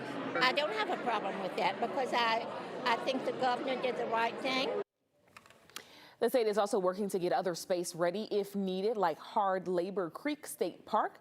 That means there will be places to care for and house patients exposed to coronavirus. The park in Morgan County is more than 5,000 acres, but the state is going to block off a section for the potential patients. The governor stressed that this is an example of being ready and cautious. The hope is it's not going to be needed. As of now, there are no plans to transfer any patients to the park. The state has put in 7 emergency trailers and needed supplies inside the park just in case. More materials are on the way. Don't forget to download the 11Alive News app for a live blog with the latest updates, both local and national. Just look in the coronavirus section. Well, your 11Alive storm trackers have been watching those clouds thicken up throughout the evening. Now a few little light returns showing up here in Fannin County, just some very light shower activity. You can see that it's showing up here, but it probably won't hang around long. The atmosphere just needs to moisten up a little bit more before we see any widespread showery activity. And that's moving across the Mississippi River Valley right now. The rain is associated with a frontal system. And as this front moves in our direction, it's going to slow down and stall, and that's going to keep us unsettled for much of the week. This is the southern end of a very long system, a very large system that stretches from the Great Lakes down into the southern plain states. And it's actually bringing in or helping to bring in a southerly flow flow along with high pressure off to our east, and that southerly flow is starting to bring in the moisture as well as the warmer temperatures. So we will be more humid and warmer and spring-like as the week progresses, and we'll be dealing with the spring showers and maybe thunderstorms as well. Looking out over Athens, it's spring break time, so the streets are pretty empty out there tonight, and they are dry for the moment. They'll be much wetter tomorrow. And we watched the clouds thicken up ahead of this system today. Storm tracker Lisa in Gainesville posting this picture, and then at sunset tonight, Bill Honea in Meriwether County capturing a beautiful sunset right before the clouds rolled in so that we couldn't see the sun anymore, and no reports, no pictures of the super moonrise. I think the clouds were just too dense, too thick to see the moonrise tonight. Really a shame, because it would have been bright, just like it was last night. It was bright, but it would have been a little brighter. Let's take a look at those temperatures out there. 67 was our high today after a morning low of 43. We should be around 63 and 43 this time of year. And check out that surplus, over a foot above where we should be this time of year in terms of rainfall. We're at 12 and a little over 1/4 inches of rain so far this year. It's just been such a wet winter. So we're looking at the next 12 hours of clouds moving in, and then those showers starting to move in for the morning commute. So we have about a 30% chance at 8 a.m. and those chances go up mid-morning as we see that frontal system start to come a little closer. And then things become a little more showery during the afternoon and evening hours. So we'll see some breaks in the action before more rain moves in again on Wednesday. So yes, it'll be overcast overnight. The rain will return early in the morning, and then it looks like intermittent rain throughout the next 5, 6, 7 days, at least into the beginning of next week. So keep that umbrella handy. We'll see those clouds increase overnight. You may have some peaks at the moon if you get a little break in the clouds above your house. And then we'll see that rain moving in to Rome and Dalton for the morning commute. This is 8 a.m. here on your clock. Looking at 10 a.m., it starts coming into Carrollton, Marietta, into Cherokee County, Fannin County, Union County. And then as we head into the afternoon, notice how it's just a little more showery in nature. You still might want your umbrella if you run into one of these showers. And then throughout the evening, this is 6 p.m., even though we may see some breaks in the action, we could still see some downpours moving in later on in the evening. So it won't be done yet. In fact, this continues into Wednesday, although this model doesn't show a whole lot. When you wipe on the American model, the GFS, it shows a little more widespread rain as we head into late Wednesday particularly. But the models have not been in agreement this week, so it shows that rain really moving in on Thursday and into Friday.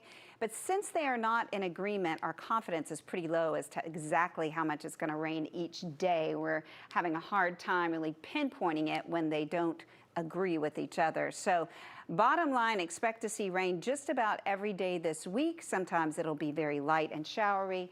Other days, like tomorrow, could be heavy at times during the first half of the day, particularly possibly thunderstorms Wednesday and Thursday as that frontal system pulls up stationary over us. Rain looks like it'll be here through the weekend, and a Sunday looks like it could be a pretty wet day as we wrap up this coming weekend, which will be much different than this past one was. Now the latest developments in the deadly shooting at Lenox Square. Police continue to look for the people who shot and killed a man in a dispute over a parking space. These were surveillance photos from inside the food court. Police want to talk with these men you see here. Take a good look. They want to talk about what happened outside the Cheesecake Factory. Look at the crime scene there. Sunday evening, investigators say two groups started fighting over a parking spot. Eventually, one person pulled out a gun and shot a 25-year-old man in the head. Officers detained one person, but police later let him go and didn't charge him with anything. If you recognize any of the men in these photos, please call police. Yesterday's deadly shooting is the latest in a trend so far. There's been a shooting at Lenox Square every month since December. On December 21st, a Macy's employee was shot in the parking garage during an attempted robbery. Then on January 18th, an officer shot a man who appeared to be robbing someone at gunpoint in the parking garage. Turns out the man who was shot had been robbed by the person he was holding at gunpoint. In February, a man was shot during what police described a botched drug deal in the parking lot outside Bloomingdale's. And then yesterday's shooting when a man was shot to death. Investigators say it was the end result of an argument over a parking spot outside Cheesecake Factory. I'm Francesca Amaker with the A Scene. So Nick Cannon brought his Wildin' Out show to State Farm Arena, and that wasn't all. Find out how he helped change a very deserving woman's life and her son as well. It's coming up in the A Scene.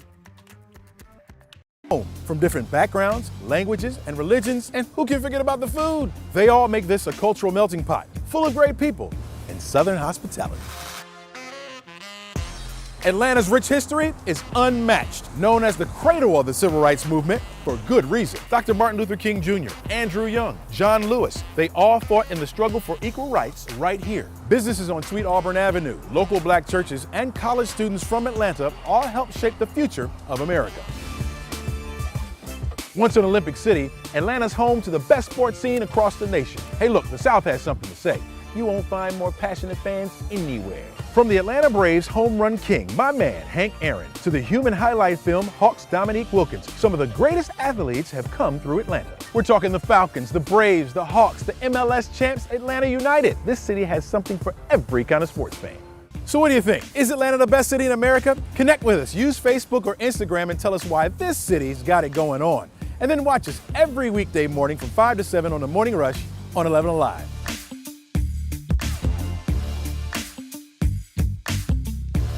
Televised newscasts not enough for you? Get even more at 11Alive's YouTube channel, where you'll find uncut interviews, extended body cam footage, live streams of Atlanta's biggest trials, and more. Subscribe to 11Alive today. Babe, where are my keys? Where's my lunch? Where's my phone? Hey, where's my blue shirt?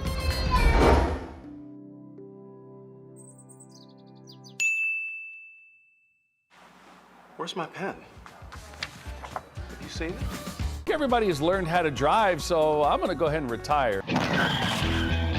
It didn't last long. Crank up your morning rush with Crash Clark. Weekdays, 5 to 7 a.m. on 11Alive. Traffic brought to you by John Foy & Associates. I woke up at 2 in the morning to be here.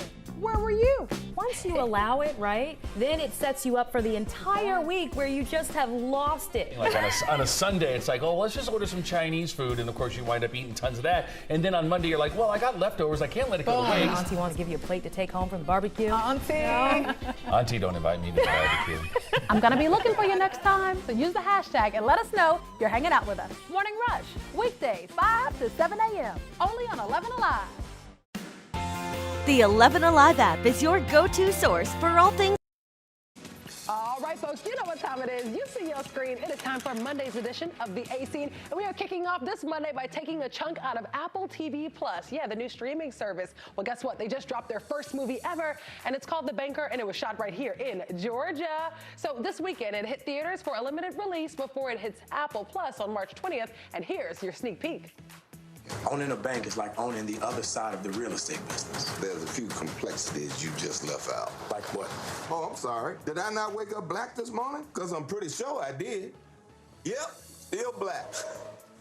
Me too, Sam, me too. And it's lovely. Starring Anthony Mackie and Samuel L. Jackson, The Banker is inspired by true events. The plot follows two black businessmen in the 1950s and 60s who hire a working-class white man to be the face of their company while they pretend to be a janitor and chauffeur. And don't forget, we saw the making of this last November when our A Scene insiders captured Jackson filming in these photos right here. Crews were spotted in Noonan and even parts of Douglasville. And the Georgia film movie hits Apple TV on March 20th. And make sure you support because, hello, it's filmed in Georgia. Okay, so the next story is a heartwarming story brought to us by Nick Cannon. So over the weekend, for the first time ever, Cannon filmed his comedic show, Wildin' Out, at State Farm Arena as a stop on his tour. And guess what? On March 6th, he was even awarded his own day by the Atlanta City Council. Well, things got even more special when business owner Jasmine Crow put out a call for single moms in need of financial help on her social media. And after sifting through multiple submissions, this mother was chosen to receive $5,000 from Nick Cannon. Now, she's the sole caregiver of her 27-year-old son who is handicapped with cerebral palsy. Unfortunately, her son is unable to walk, feed himself, or do anything because he functions like a 3 or 4-year-old. She's also disabled and unable to work herself, but she's responsible for caring for her son. Let's just say she was so grateful to receive $5,000. Such a generous donation from Nick Cannon. And for more of the A Scene, folks, 11alive.com/the-A-Scene to see what's filming in your neck of the woods. All the latest casting calls found right there. And of course, if you see a celebrity in our neck of the woods, use the hashtag, #TheAScene. Coming up. It was awful. Like, I walked in and I immediately wanted to throw up. Moldy food, little water, and no medical care. Former zoo employees speak out. Animals that go there, they suffer a very terrible life. A reveal investigation coming up on Primetime on the ATL. 4. And that's why there's the Rush Blog, the biggest news of the day in 5 minutes or less. Quick and convenient for all those hectic mornings. Catch the Rush Blog on the Morning Rush. Everybody has learned how to drive, so I'm going to go ahead and retire. It didn't last long. Crank up your morning rush with Crash Clark. Weekdays, 5 to 7 a.m. on 11Alive. Traffic brought to you by John Foy & Associates. Atlanta is filled with great photo spots. And of course, I would know because this is my hometown. I'm 11Alive's Francesca Amaker, and I'm about to show you my picks for the 3 best Instagram spots in Atlanta. The Outcast mural is one of Atlanta's newest hotspots. Created by the artist Jex, people flock from all over the world just to get a shot of these 2 hip-hop legends.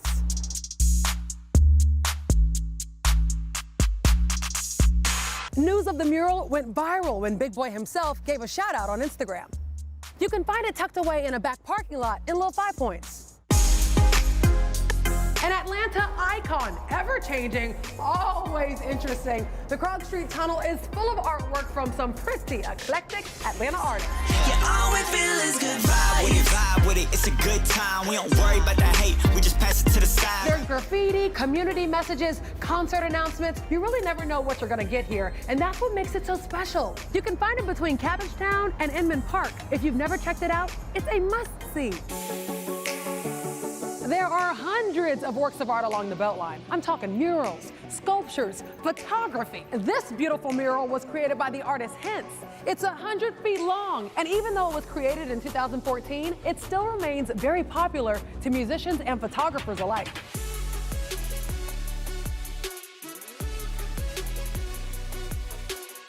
You can find it on the East Side Trail under Virginia Avenue. So let me know what you think. It doesn't have to be street art. Maybe your favorite spot is down the street from your home or a great view. Connect with me on Facebook and Instagram and share your favorite Instagram spots in Atlanta. And come hang out with me on Morning Rush, weekdays 5 to 7 a.m. on 11Alive. Televised newscasts not enough for you? Get even more at 11Alive's YouTube channel, where you'll find uncut interviews, extended body cam footage, live streams of Atlanta's biggest trials, and more. Subscribe to 11Alive today. I haven't seen you in a while. Where you been? It looks like fun. They are fun. They're And a they're lot of fun. convenient. But they're being dumped everywhere. 5,000 scooters at one time active throughout the city. I enjoy them myself. They're fun. There's got to be some regulations. I just feel like we have to evolve with the times, though. They're not going anywhere. They shouldn't go anywhere. It's a new way of transporting. Yeah. We have to evolve. I'm going to be looking for you next time, so use the hashtag and let us know you're hanging out with us. Morning Rush. Welcome to the reveal on Primetime. I'm Chief Investigator Brendan Keefe. The owner of a wildlife refuge admitted to euthanizing a snow leopard by beating it with a baseball bat. Now he's facing more allegations of animal abuse, trafficking, and embezzlement. Our sister station in Louisville has been digging into these allegations for months and spoke to that owner, who says he is outraged and claims he's done nothing wrong. Big circle. 30 people file into the room. Welcome to Wildlife in Need, everybody. To watch Wildlife in Need owner Tim Stark introduce some of his exotic animals. Are y'all ready to get animals today? They're missing how many animals are crying behind closed doors. They're not seeing the moldy food or no food at all. They're not seeing the lack of water. They're not seeing open wounds that aren't being treated. Jordan Jones used to volunteer at Wildlife in Need. So did Kyra, Carly, Lauren, and 3 others who didn't want to be named, but did want to tell their story. Founded in 1999, the facility is registered as a nonprofit, dedicated to rescuing and rehabilitating indigenous wildlife. It is not what it claims to be. Animals that go there, they suffer a very terrible life. Nearly 500 pages from this USDA case file detail complaints, incidents, failed inspections, and more. Records show allegations of neglect go back at least 10 years. This has always been something that has been swept under the rug. According to USDA records, the facility housed 43 animals in 2012 and nearly 300 only 6 years later. Former staffers tell us the numbers are even higher than that now, but the amount of help has never been enough. Inspectors have cited the facility at least twice for insufficient staff, resulting in a lapse of animal care. They didn't have knowledgeable people there, and I don't think they had enough people there. Systematic breakdown seemingly started 7 years ago, when several animals died, according to USDA records. A serval, ocelot, and coatimundi died without explanation. I've never, in the 2 years I was there, never saw a vet. In March of 2017, tiger cubs declawed, later ruled a violation of the Animal Welfare Act, but not before the paws got infected, swelling with pus. I walked in and I immediately wanted to throw up. Former staff we spoke to said wildlife in need owners refused to bring in an expert to administer care. And I could not believe that an animal that needed medical attention, medical care, and medication, he was refusing to give. Facility owners were cited for lying about their vet. Inspectors uncovering the vet they listed for the facility did not agree to provide care for all animals at the facility. Later that year, another suspicious death. Inspectors noting the owner described euthanizing a snow leopard by hitting it with a baseball bat. He said a proper form of euthanasia was blunt trauma to the head repeatedly. More than just a lack of proper medical attention, former staff describe a lack of everyday necessities. Inspection reports detail enclosures without water, feeding animals expired meat and roadkill, and again, lack of enrichment. Clark County 911, what is the address of your emergency? At least 40 animals died in that 2016 fire. They made a joke out of it. Fire inspectors investigated, but never released a cause. I think that was also just neglect, just being in over your head. The staffers call what's happening here hoarding and say it's led to animal neglect, animal escapes, and people have gotten hurt. June 2019, it was one of their own. Hyena. I'm going down there now. He said he's wounded. Graphic pictures from the scene showed the damage. The hyena latching on to the man's arm, ripping it open. According to the incident report, he was trying to get the escaped animal back into a cage. One man claims responsibility for everything that's happened on this property. That man is Tim Stark. When you have hundreds of animals, you're going to have animals die. It's that damn simple. Stark doesn't deny the accusations, blaming bad living conditions, untreated animal injuries, and unexplained animal deaths on his staff. It was their job to clean that same exact cage that they wanted to take a picture of that wasn't clean. It was their responsibility. This week, USDA revoked Stark's license, demanding he cease and desist. Former staff say they're worried the animals could be in danger right now. They said that you told them you would shoot the animals in the head before you would let anyone take the animals. Yeah. Is that true? Nobody's going to take my animals. It's not going to be my animals that's going to pay the price. I'm not going to let anybody take my animals. Since this investigation aired, the Indiana Attorney General filed a lawsuit asking for the nonprofit wildlife refuge to be dissolved and the animals rescued. A judge ruled in the state's favor to grant an inspection of the property to count the animals and check on their welfare. You can see more in-depth investigations like this one by going to our website at 11alive.com. And don't forget to watch The Reveal, the only local investigative show in the nation, Sundays at 6 on our sister station, 11 Alive. A proposed $2,000 raise for Georgia teachers cut in half. The House Appropriations Committee passed a proposed budget that cuts teacher raises in the state for fiscal year 2021 from $2,000 to $1,000. Georgia is facing a budget shortfall this year, with the governor asking state agencies to cut spending by at least 4%. Many wondered if that meant there would still be money left to raise teachers' salaries by $2,000, which Governor Kemp proposed in his State of the State address. But the budget approved today only allows for a $1,000 raise. It also fully funds the school counselor ratio at one counselor for every 450 students. The Georgia Association of Educators says it is disappointed in the committee's action.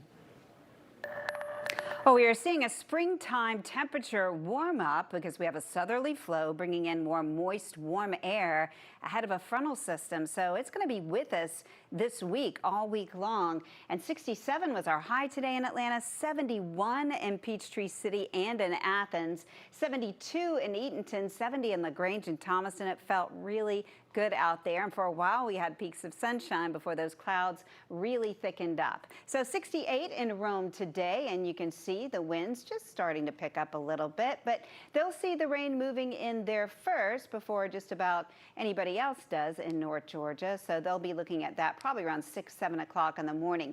Now there's a little bit of rain showing up on radar here in Fannin County, but no reports of it touching the ground yet. It may be Virga. The atmosphere just has to moisten up a little bit more.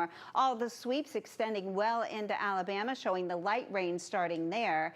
But behind that, there is heavier rain, and this is what's going to be heading in tomorrow, starting as early as the morning commute, lasting through about lunchtime is when we'll likely see the heaviest rain, and then more showery back behind the front itself. But I think the main thing everyone's going to notice is just how warm and balmy it is going to be this week as that humidity goes up and temperatures are going to be near 70 degrees once we get to Wednesday and Thursday. Tomorrow, mid-60s and the showers moving in, a 5 on the wasometer because of the rain moving in. So coming up, we'll talk about the timing of it this week and just how long it could possibly linger this time around. An accused serial rapist who is suspected in attacks as far back as 1999 is again under investigation tonight. 11Alive's Caitlin Ross reports Atlanta police and the Fulton County District Attorney are working to bring 2 new cases against Wesley Cooley. Police say Wesley Cooley is suspected of attacking women for 2 decades. When the DeKalb County District Attorney first told us they made the arrest after clearing a backlog of untested rape kits, his DNA connected him to 8 different attacks. Now Atlanta Police and the Fulton County District Attorney's Office are working on 2 more. It is very frustrating to me that they have been allowed to remain on the streets, to remain in the community, to continue to harm women when all that had to happen is for that rape kit to be submitted. District Attorney Paul Howard says there is no excuse for untested rape kits in Georgia. It begins to sound like negligence and almost criminal negligence that if a rape kit is available, that some responsible body wouldn't get that rape kit to the GBI. He says there are 156 criminal investigations in Fulton County developed from untested rape kits that were found at Grady Hospital in 2015.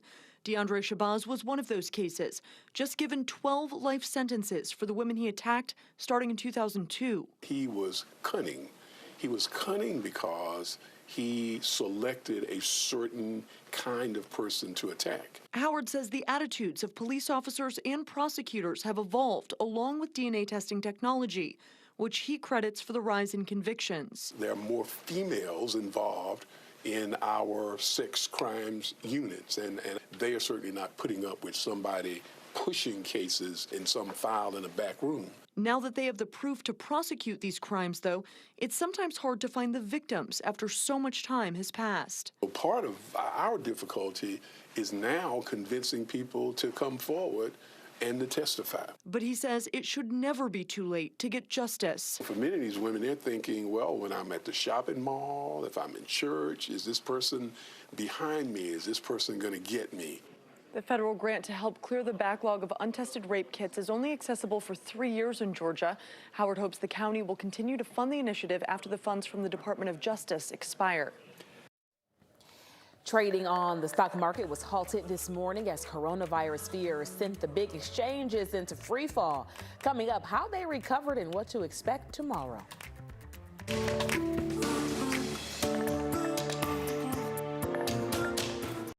here and made it home. From different backgrounds, languages, and religions, and who can forget about the food? They all make this a cultural melting pot, full of great people and Southern hospitality. Atlanta's rich history is unmatched, known as the cradle of the civil rights movement for good reason. Dr. Martin Luther King Jr., Andrew Young, John Lewis, they all fought in the struggle for equal rights right here. Businesses on Sweet Auburn Avenue, local black churches, and college students from Atlanta all helped shape the future of America. Once an Olympic city, Atlanta's home to the best sports scene across the nation. Hey look, the South has something to say. You won't find more passionate fans anywhere. From the Atlanta Braves home run king, my man Hank Aaron, to the human highlight film Hawks Dominique Wilkins, some of the greatest athletes have come through Atlanta. We're talking the Falcons, the Braves, the Hawks, the MLS champs, Atlanta United. This city has something for every kind of sports fan. So what do you think? Is Atlanta the best city in America? Connect with us. Use Facebook or Instagram and tell us why this city's got it going on. And then watch us every weekday morning from 5 to 7 on the Morning Rush on 11Alive.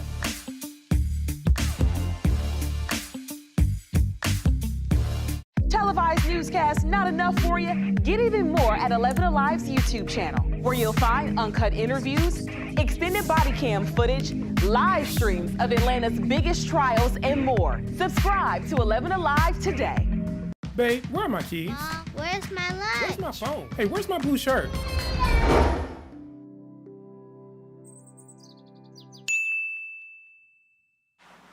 Where's my pen? Have you seen it? Everybody has learned how to drive, so I'm going to go ahead and retire.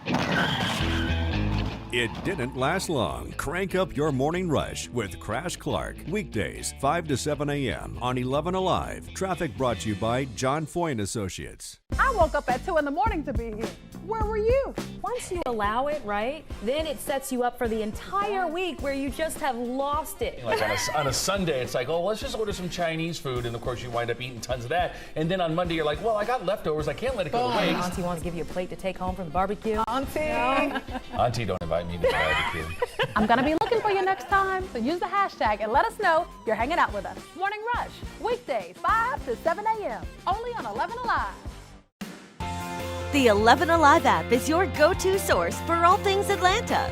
You hear what happened today? I'll tell you all about it. Breaking news the moment it happens. The boil water advisory. Hyper-local, accurate weather alerts. You may want to grab that sweater, maybe even a coat. More stories to uncover. More videos to discover. He did it his way. Personalized for you. And that's what makes it so special. The 11Alive app. Available now in the App Store. Hey, I got the ways to go. I got more.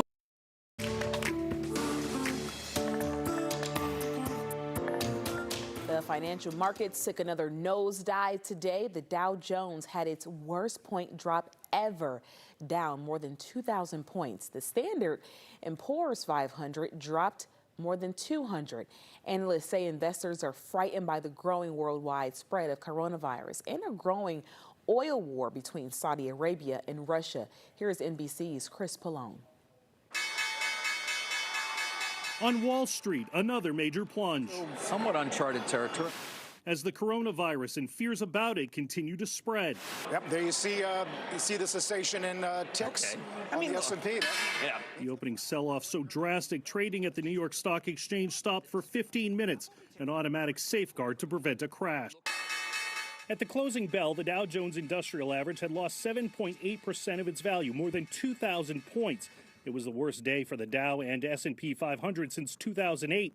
Analysts say fear over what the worldwide spread of coronavirus will do to the global economy and a growing oil production battle between Russia and Saudi Arabia is fueling the sell-off. There's so much uncertainty right now, and if there's one thing that markets hate, it's uncertainty. Hey, good morning, everybody. Health and Human Services Secretary Alex Azar, the only White House official to comment on the market plunge as it was happening. Listen, the market's obviously been very active today. President Trump has delivered a historically strong economy. The fundamentals in this economy are unbelievable. But in a series of tweets, the president in Florida for a campaign fundraiser continued to downplay the coronavirus threat, touted falling gas prices as good for the consumer, and blamed the, quote, fake news for the market drop. And while things look bleak for people who have retirement accounts which invest in stocks, at least one analyst sees some good news. If you're contributing to a 401k, the bright side is every contribution that you're making now is getting better prices than you did in the first half of February. A ray of hope, perhaps, as investors ride out a volatile market. Scientists from the Medical College of Georgia will soon unveil an app that can assess a person's risk for coronavirus. The app, meant to be used at home, will ask the user questions about location, recent travel history, and possible contact with an infected person. It will also ask about common symptoms of coronavirus infection. This data will be plugged into an algorithm to calculate the user's risk and alert the nearest testing facility if a health check is needed. The Medical College of Georgia is located in Augusta. The app should be available within a few weeks and will be offered for free. Out of an abundance of caution, the Atlanta public school system has canceled all out-of-state field trips until further notice. Previously scheduled in-state field trips are being reviewed on a case-by-case basis at this time. There are no confirmed coronavirus cases within the district. Let 11Alive in the news app be your guide for anything coronavirus related. We have a live blog that's being updated with both local and national developments. Just look at the coronavirus section there.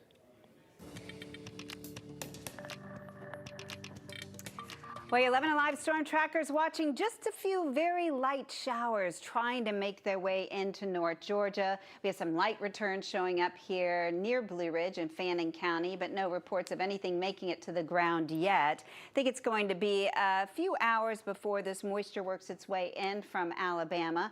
You may drive into a little drizzle if you're making your way across North Georgia tonight, but I think tomorrow morning is when we'll see a better chance of this rain moving right in across North Georgia, starting at the morning commute and then lasting through the midday hours. So we have a frontal system that's moving in our direction, and that front extends well up into the Great Lakes, where it's bringing in a little wintry weather for the folks there in Wisconsin and the UP of Michigan. But on our end, warm weather because we're seeing high pressure off to our east, direct in some very warm, moist air. So that's going to moisten up our atmosphere. We'll hopefully, not necessarily hopefully, but will likely be fueling some showers and thunderstorms this week. And it'll bring our temperatures up well above average for this time of year. We should be near 70 by Wednesday. So we're looking out at Noonan right now where things are nice and dry. They'll likely see a little bit of rain by midday tomorrow. And you know, these clouds are really stubborn. They came in just about the time of the moonrise. So some of our storm trackers complaining, kind of grumbling about it. I know I was too. But Mike Gilmer here in Oakwood saying, I went out to take pictures of the supermoon and this is what I found.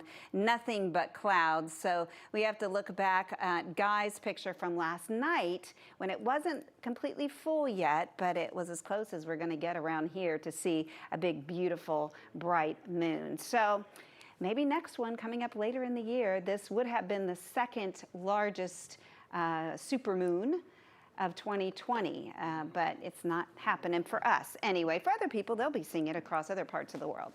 But we're looking at these temperatures. They started out in the low 40s and made it into the upper 60s. 67 was our high today. And tomorrow we'll be close to that. Our morning low will actually be milder with all the cloud cover around in the mid 50s. Make it into the mid 60s tomorrow, off and on showers throughout the day. So a 5 on the wasometer on that scale of 1 to an 11, with an 11 being a perfect day. So the clouds continue to roll in tonight, and we'll continue to see them around for the first part of tomorrow, actually pretty much all day tomorrow. But we'll have those showers, which will pick up in intensity, more widespread showers mid-morning before lunchtime into the lunch hour. And then we'll start to see it break up a little bit, become a little bit more showery in nature. So that rain moves in overnight. It'll be widespread by midday and then off and on rain through next weekend. Say it isn't so, but it's true, unfortunately. We're seeing those clouds continue to roll in here throughout the overnight hours. The rain really doesn't move into Rome till their morning commute. By mid-morning, it'll be moving into Cherokee County, Marietta, in through Carrollton. By the time we get closer to lunchtime, it's moving into the city of Atlanta proper here, and then it continues to move to the east, kind of breaking up a bit, but still showers around, stretching from Gainesville into Duluth, into Carrollton, Peachtree City, into LaGrange, and this is passes right around 3:30 in the afternoon, right before the evening commute. And then the showers lighten up a little bit. There may be some isolated heavier downpours that move in late tomorrow evening with a little impulse that's expected to move in. So we could still have some thunderstorms late tomorrow. And then Wednesday, the models really are not in agreement. Some of the models showing widespread rain, some of them not. This is the American model, and it shows widespread showers on Wednesday throughout the afternoon and evening. This tends to use a broad brush. That's why it looks so widespread. Thursday, we end up seeing more rain as well. And this is the trend as we head into next weekend. Maybe a break on Saturday, but then more rain Sunday and then into Monday of next week. So this is really going to be adding up for us. Once we add it up the next 7 days, we could be talking as much as right around 1.5 to 2.5 inches here in Atlanta, and heavier amounts here across the northern part of the state in the mountains. So we'll be watching for that. 60% chance tomorrow, 40% chance Wednesday, 30% chance Thursday. It continues into the weekend with more widespread rain possibly on your Sunday. As of now, the Olympics are still on as planned in July. We talked to a Georgia Olympian working towards a 3rd gold medal about coronavirus and the special reason he came home. Next. Trials and more. Subscribe to 11Alive today. Babe, where are my keys? Mom, where's my lunch? Where's my phone? Hey, where's my blue shirt?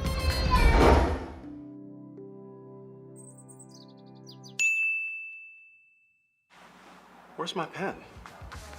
Have you seen it? Everybody has learned how to drive, so I'm going to go ahead and retire. It didn't last long. Crank up your morning rush with Crash Clark. Weekdays, 5 to 7 a.m. on 11Alive. Traffic brought to you by John Foy & Associates. I woke up at 2 in the morning to be here. Where were you? Once you allow it, right, then it sets you up for the entire week where you just have lost it. Like on a Sunday, it's like, oh, let's just order some Chinese food. And of course, you wind up eating tons of that. And then on Monday, you're like, well, I got leftovers. I can't let it go to waste. Auntie wants to give you a plate to take home from the barbecue. Auntie. No. Auntie, don't invite me to the barbecue. I'm going to be looking for you next time. So use the hashtag and let us know you're hanging out with us. Morning Rush, weekdays, 5 to 7 a.m. Only on 11Alive. The 11Alive app is your go-to source for all things Atlanta. You hear what happened today? I'll tell you all about it. Breaking news the moment it happens. The boil water advisory. Hyper-local, accurate weather alert. You may want to grab that sweater, maybe even a coat. More stories to uncover. More videos to discover. He did it his way. Personalized for you. And that's what makes it so special. The 11Alive app. Available now in the App Store. Hey, I got the ways to go. I got moves to make, call me, but I stay in the flow. See, I just do what I say I'm gonna do. No, my movement ain't faded. You could assume it.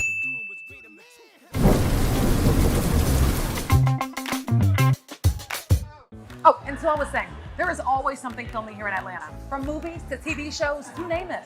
And so the A Scene keeps up with all of it for you. Casting calls, which big celebrities are in town, what's filming, and if it's in your neighborhood. It's like an inside scoop. Oh, nice. But you know, I really wish you would have told us we were filming this today. Ooh, did I not text you? All right. Ah, it's in my drafts. That's my bad.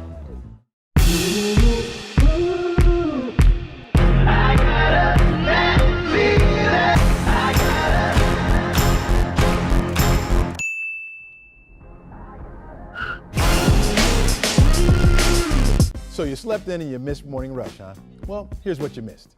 In my experience, good guys do finish last. Stop. I consider myself a nice guy. I've got the most beautiful woman in the world in my eyes. You're a nice guy too, Yeah. Jess. I'm saying in my experience, when growing up, good guys didn't finish last. Somebody broke his heart somewhere along the line. We're here every weekday morning, so come on, hang out with us.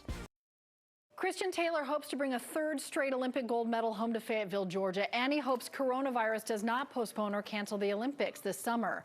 We caught up with Christian on a quick trip home to host some young athletes. On your marks. You got this! It is the place it all started for Christian Taylor. Christian Taylor Invitational, it's a dream. To walk these hallways, to run on this track, I take a lot of pride in that. The current world champ and two-time Olympic champ is back to host and support young athletes. To really see what Georgia is producing now, see what the next generation is bringing in. 17 schools at the meet. A lot of talent. Maybe I can plant some seeds to encourage some people to do it on the college level. It's a rare day off training ahead of the 2020 Summer Olympics. It's a few months away from the Olympic trials. There's always this talk about Corona also, but I believe this will be beaten once it warms up, and I think they're going to find a solution for this, so that'll be behind us. But personally, the preparation has been phenomenal. And all athletes are training as though the competition, the Olympics, will occur. But at the same time, we have to be cognizant of the fact that it is a virus and there's a mortality rate involved, and we don't want to put anyone at risk. For now, it's about encouraging up-and-coming athletes to come back and help wherever I can, be able to use that speed. Coach and meet the community that has and will keep cheering on a legendary triple jump career for Team USA. To see that come full circle, it's an absolute blessing. Okay, well, you'll need your umbrella tomorrow, especially the first half of the day. We could see widespread showers by mid-morning tomorrow. And then a 40% chance Wednesday, 30% chance Thursday, 40% chance again on Friday. So you get the idea, off and on rain really through the beginning of next week. All right, well, it's going to be a soaker. Stick around. Prime time rolls on at 10. The Krog Street Tunnel is full of artwork from some pretty eclectic Atlanta artists. Yeah, all we feel is good vibe with it. It's a good time. We don't worry about the hate. We just pass it to the side. There's graffiti, community messages, concert announcements. You really never know what you're going to get here, and that's what makes it so special. You can find it between Cabbagetown and Inman Park. If you've never checked it out, it's a must-see. There are hundreds of works of art along the Beltline. I'm talking murals, sculptures, photography. This beautiful mural was created by the artist Hints. It's 100 feet long, and even though it was created in 2014, it still remains very popular to musicians and photographers alike.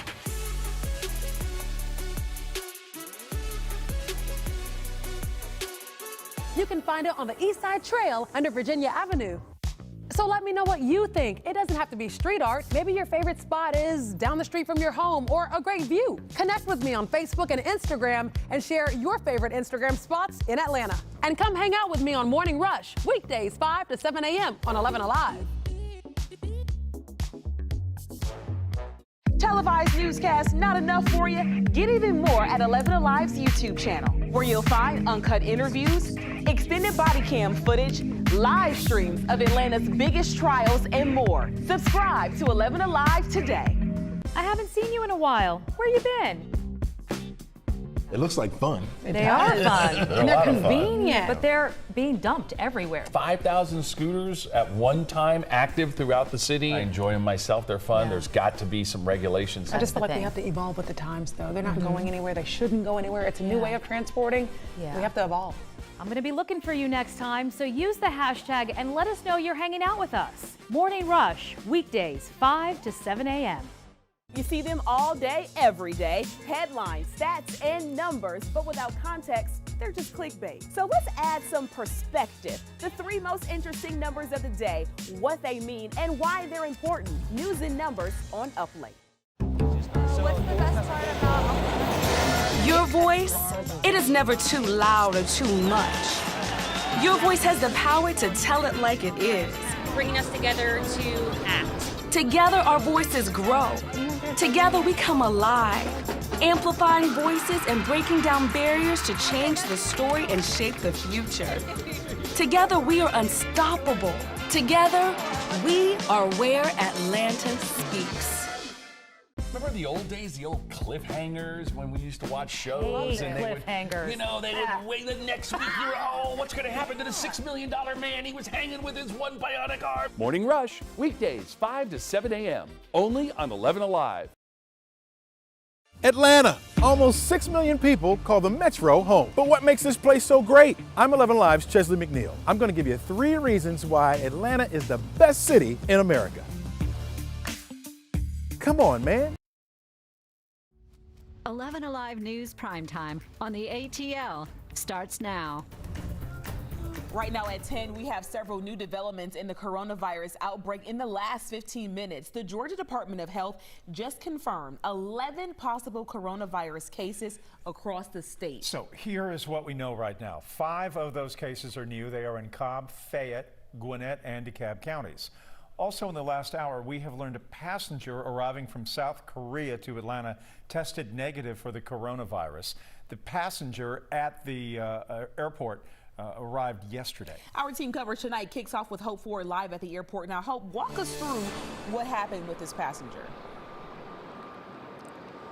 Well, Governor Kemp told us the unidentified passenger was quarantined after a customs agent noticed the person was showing symptoms. And that person was taken to the CDC quarantine unit that's here at the airport. They were taken here yesterday. And as you just mentioned, of course, we've learned that that passenger tested negative for the coronavirus, although the governor's office did not tell us if the passenger had any other illness, but tested negative for the coronavirus.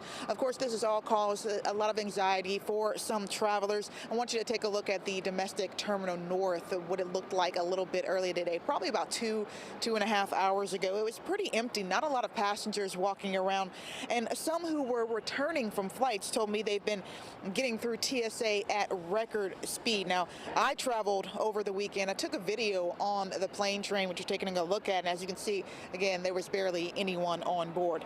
So with a lot of passengers and airlines canceling trips, ticket prices continue to drop for many places. I checked earlier, and a round-trip ticket from Atlanta to Miami on Easter weekend will cost you anywhere from $200 to $258, and that's for the basic economy fares. From Atlanta to Hawaii on the same Easter weekend, right now it'll cost you about $650, and that's round-trip for the basic fare. And passengers, you know, they're really noticing the price drops and the emptier airport. The price is dropping. Ticket I purchased for my mom is now $200 cheaper. Yeah, I saw a trip to Cabo in June for like a decent price. So I'm like, But then I am kind of like, well, let me wait and see what's going on.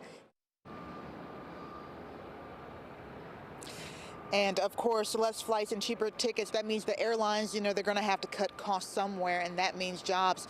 We have learned that United will offer some employees up to 6 months unpaid voluntary leave. JetBlue, they offered their flight attendants a voluntary leave next month. So right now, domestic airline bookings, they're down 8% as of the end of last month. All right, Hope, thank you. So tomorrow, all Fulton County schools are closed as a precaution. And a teacher tested positive for coronavirus, making it the 3rd confirmed case in the county. Elvin Lopez continues our coverage in East Point. That employee teaches here at Woodland Middle School and at Bear Creek Middle School. Now, we spoke to a grandfather earlier today who said that his daughter picked up his grandkid early from school because of coronavirus. Well, what they did was call from the school, you know, letting them know they were going to get out early because of the virus. Showing a certain amount of concern as schools were dismissed today. She probably was, you know, but it wasn't that bad. This particular employee had a lot of contact with students that he or she serves, and also with additional staff members. The Fulton County School District says the teacher with coronavirus started feeling sick at work on Friday. Woodland and Bear Creek Middle dismissed students around 2 Monday afternoon. Creekside High School closed early as well. For 3 reasons I made the decision to close that school early. One is because of the proximity of the high school next to the middle school. We share a number of staff members across the 2 facilities. And then finally, quite frankly, we have a number of families that have students in both schools. The district says crews will clean and disinfect the schools tomorrow. The Fulton County School District said that it will determine tomorrow how long the schools will be closed. It also said that it provided a list to public health officials with names of staff and students who may have been in direct contact with that teacher. Georgia Congressman Doug Collins says he is putting himself under quarantine after coming in contact with a patient who tested positive at a conference. Congressman Collins says he was told by the organizers of CPAC They discovered a photo of him with the person who tested positive.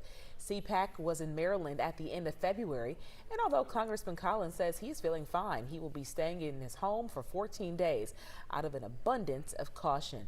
On Friday, Congressman Collins was right there at the CDC in Atlanta with President Trump, Governor Kemp, and both of Georgia's senators. But again, Collins has not tested positive at this time and is not displaying any symptoms right now. Health leaders say the odds of spreading the virus when you are not showing symptoms is very low. A spokesperson for Congressman Collins says his office immediately notified the White House, CDC, and offices as soon as they were aware of the situation. DeKalb County police say that several pipe bombs were found in a condominium complex that happened at the Claremont Terrace condominiums on Northeast Expressway. Police say the man was arrested on unrelated charges last night and was seen throwing objects out of the window. We believe that one of the objects that he threw out was a pipe bomb, which was discovered today. Police evacuated the residents of the condominiums, and the bomb squad still is there going through the man's apartment. They are not sure how many devices may be inside that unit. All right, a beautiful start to the work week, but the rain is coming back, and it's coming back strong. Here we go. We would expect nothing less, I guess. Here is meteorologist Samantha Moore. Yeah, things are just starting to moisten up a little bit. Just a little bit of drizzle out there tonight. Most of this is not reaching the ground yet. Some of it is virga, so it's evaporating before it hits the ground. But the atmosphere is getting moistened up again, and we're seeing that rain starting in northern Alabama, finally really starting to move in there. And most of the rain is going to be moving in starting at the early morning commute in northwest Georgia and then spreading across the Atlanta metro area by lunchtime. So you can see that frontal system, it is going to be making its way here the next 12 hours. That rain returns overnight. It will be widespread by around midday tomorrow, and then off and on rain through this next weekend. So we'll likely see this rain hanging around at least through Sunday, and it looks like potentially even into Monday of next week. So we have a 5 on the wazometer on that scale of 1 to an 11, with an 11 being a perfect day, mid-50s to mid-60s, and this just starts off a several-day wet pattern. So coming up, we'll time it out and let you know hour by hour what to expect.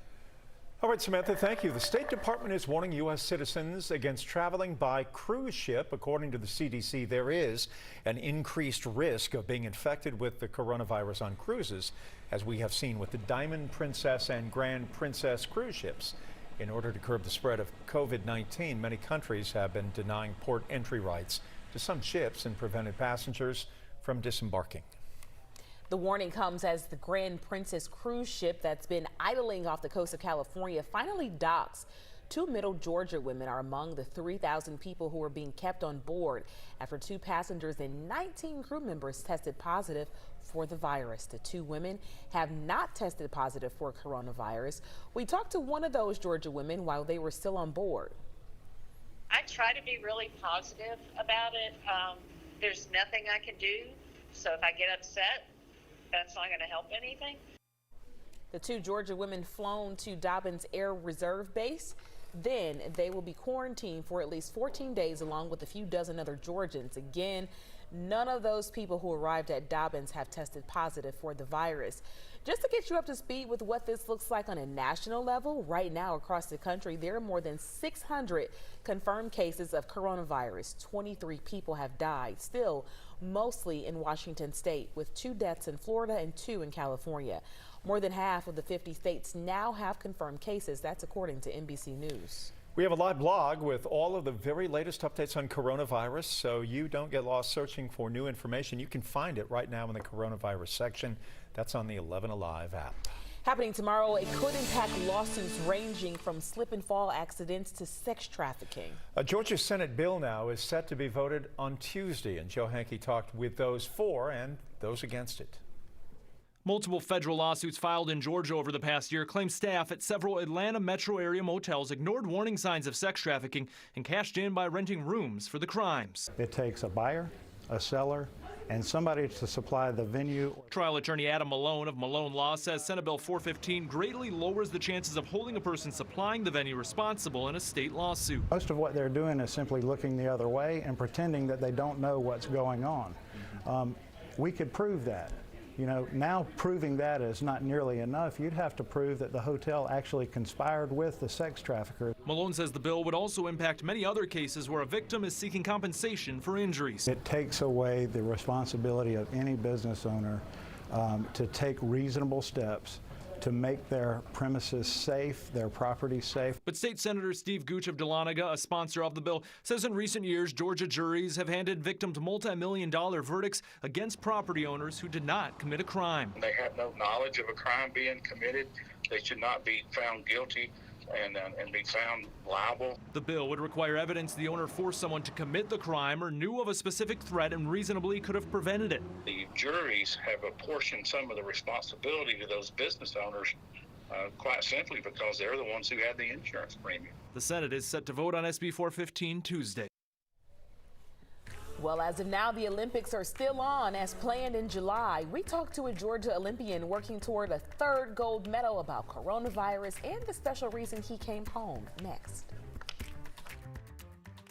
Get even more at 11Alive's YouTube channel, where you'll find uncut interviews, extended body cam footage, live streams of Atlanta's biggest trials, and more. Subscribe to 11Alive today. Babe, where are my keys? Mom, where's my lunch? Where's my phone? Hey, where's my blue shirt?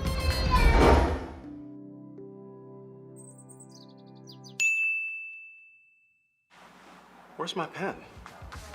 Have you seen it? Everybody has learned how to drive, so I'm going to go ahead and retire. It didn't last long. Crank up your morning rush with Crash Clark. Weekdays, 5 to 7 a.m. on 11Alive. Traffic brought to you by John Foy & Associates. I woke up at 2 in the morning to be here. Where were you? Once you allow it, right, then it sets you up for the entire week where you just have lost it. Like on a Sunday, it's like, oh, let's just order some Chinese food. And of course, you wind up eating tons of that. And then on Monday, you're like, well, I got leftovers. I can't let it go to waste. Auntie wants to give you a plate to take home from the barbecue. Auntie. Auntie, don't invite me to the barbecue. I'm going to be looking for you next time, so use the hashtag and let us know you're hanging out with us. Morning Rush, weekdays, 5 to 7 a.m., only on 11Alive. The 11Alive app is your go-to source for all things Atlanta. You hear what happened today? I'll tell you all about it. Breaking news the moment it happens. The boil water advisory. Hyper-local, accurate weather alerts. You may want to grab that sweater, maybe even a coat. More stories to uncover. More videos to discover. He did it his way. Personalized for you. And that's what makes it so special. The 11Alive app. Available now in the App Store. Hey, I got the waist to. Police continue to look for the people who shot and killed a man in a dispute over a parking spot yesterday in Buckhead. These are surveillance photos from inside the foods court at Lenox Square. Police want to talk with these men about what happened outside of the Cheesecake Factory. Sunday evening, investigators say two groups started fighting over a parking spot.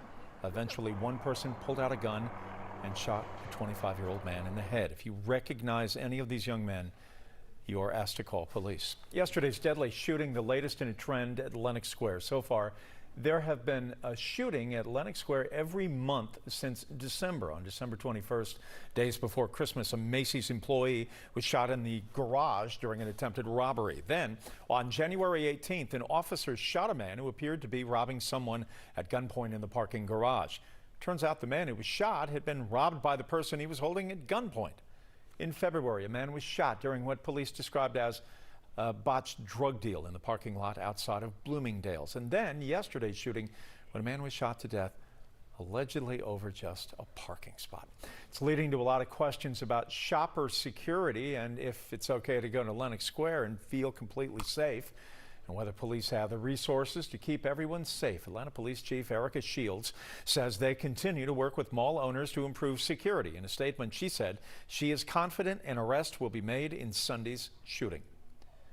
The rain is coming back this week. Meteorologist Samantha Moore is here to give us an update. Samantha? Yeah, it's just going to start out really light tonight, Jeff, but during the morning hours tomorrow, it's going to become more widespread, and we'll see off and on rain throughout the day, especially the first half of tomorrow. So far, pretty light out there tonight, just a little spotty shower activity in Fannin County, but we do have more widespread light rain out to our west, and as we pan out further, you can see the main line that's associated with this, with still moving through the Mississippi River Valley right now.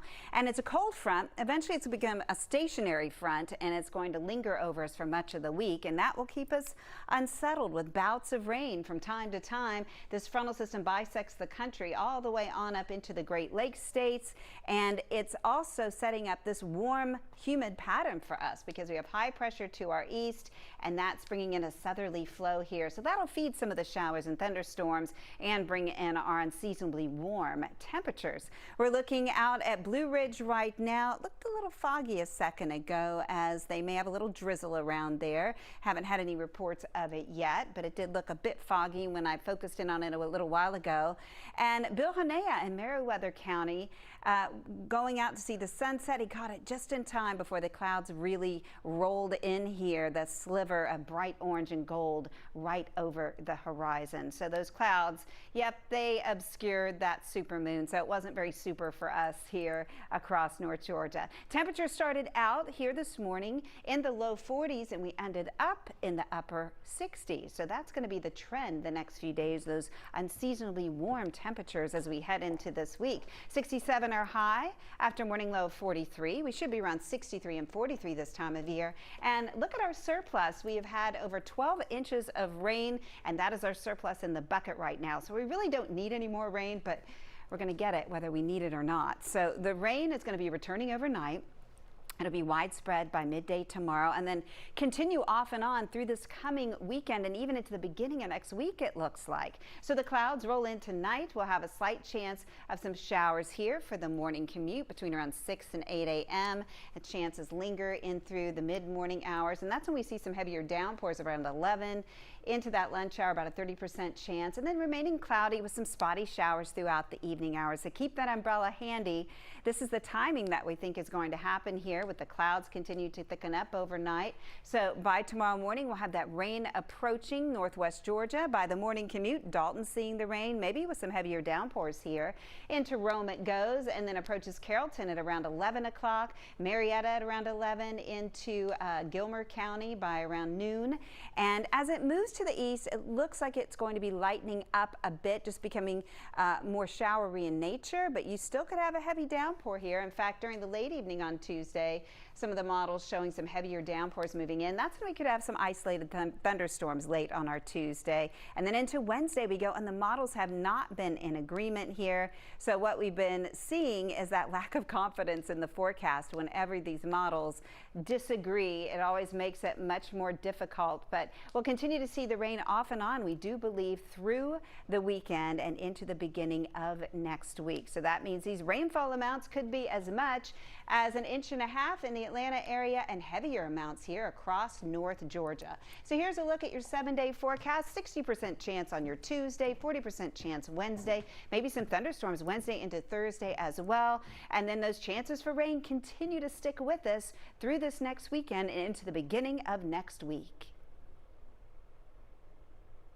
Oh, your weather wow moment. How could I forget this? Well, because we couldn't see it, the darn moon. This is from last night. This is Tommy Meyer. He took this. He's one of our regular 11Alive storm trackers on our Facebook page. This beautiful full moon, almost full moon. This was last night, because tonight would have been the super moon, and it was there. We just couldn't see it because of the cloud cover. So thank you so much, Tommy, for posting that. We'd like to see everyone's weather wow moments. The easiest way to share them is on our 11Alive Storm Tracker Facebook page. It's a great way to interact with our team of meteorologists and get your photos and your video on the show. Samantha, favorite moon song would be what? Moon River. Moon River by Henry Mancini and Andy beautiful. Williams, indeed. I was going to go Fly Me to the Moon or maybe Dark Side of the Moon with Pink Floyd. Oh, there you go. Now you're doing it. I don't know. Okay. I like Sinatra on that, too. I like Andy Williams now.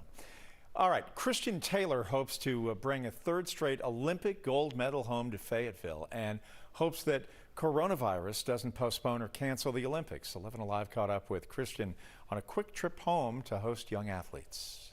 On your marks. You got this! It is the place it all started for Christian Taylor. Christian Taylor Invitational, it's a dream. To walk these hallways, to run on this track, I take a lot of pride in that. The current world champ and two-time Olympic champ is back to host and support young athletes. To really see what Georgia is producing now, see what the next generation is bringing in. 17 schools at the meet. a lot of talent. Maybe I can plant some seeds to encourage some people to do it on the college level. It's a rare day off training ahead of the 2020 Summer Olympics. It's a few months away from the Olympic trials. There's always this talk about Corona also, but I believe this will be beaten once it warms up, and I think they're going to find a solution for this, so that'll be behind us. But personally, the preparation has been phenomenal. And all athletes are training as though the competition, the Olympics, will occur. But at the same time, we have to be cognizant of the fact that it is a virus and there's a mortality rate involved, and we don't want to put anyone at risk. For now, it's about encouraging up-and-coming athletes to come back and help wherever I can, be able to use that speed. Coach and meet the community that has and will keep cheering on a legendary triple jump career for Team USA. To see that come full circle, it's an absolute blessing. I'm Francesca Amaker with the A-Scene. So Nick Cannon brought his Wildin' Out show to State Farm Arena, and that wasn't all. Find out how he helped change a very deserving woman's life and her son as well. It's coming up in the A-Scene.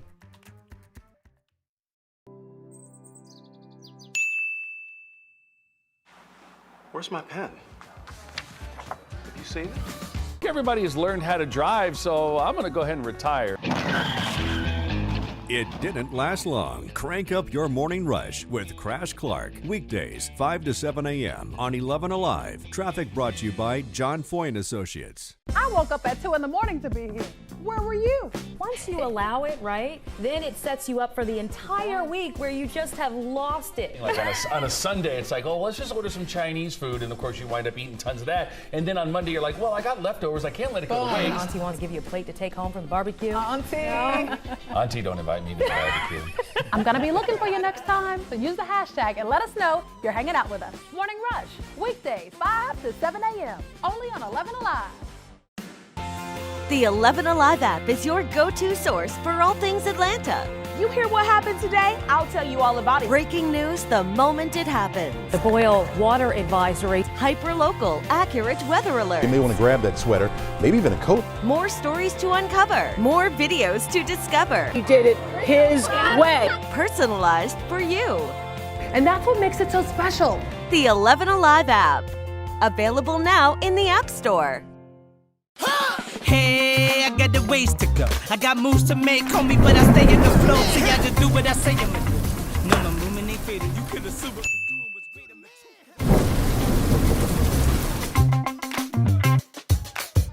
Oh, and so I was saying, there is always something filming here in Atlanta, from movies to TV shows, you name it. And so the A-Scene keeps up with all of it for you. Casting calls, which big celebrities are in town, what's filming, and if it's in your neighborhood. It's like an inside scoop. Oh, nice. But you know, I really wish you would have told us we were filming this today. Ooh, did I not text you? All right. It's in my drafts. That's my bad.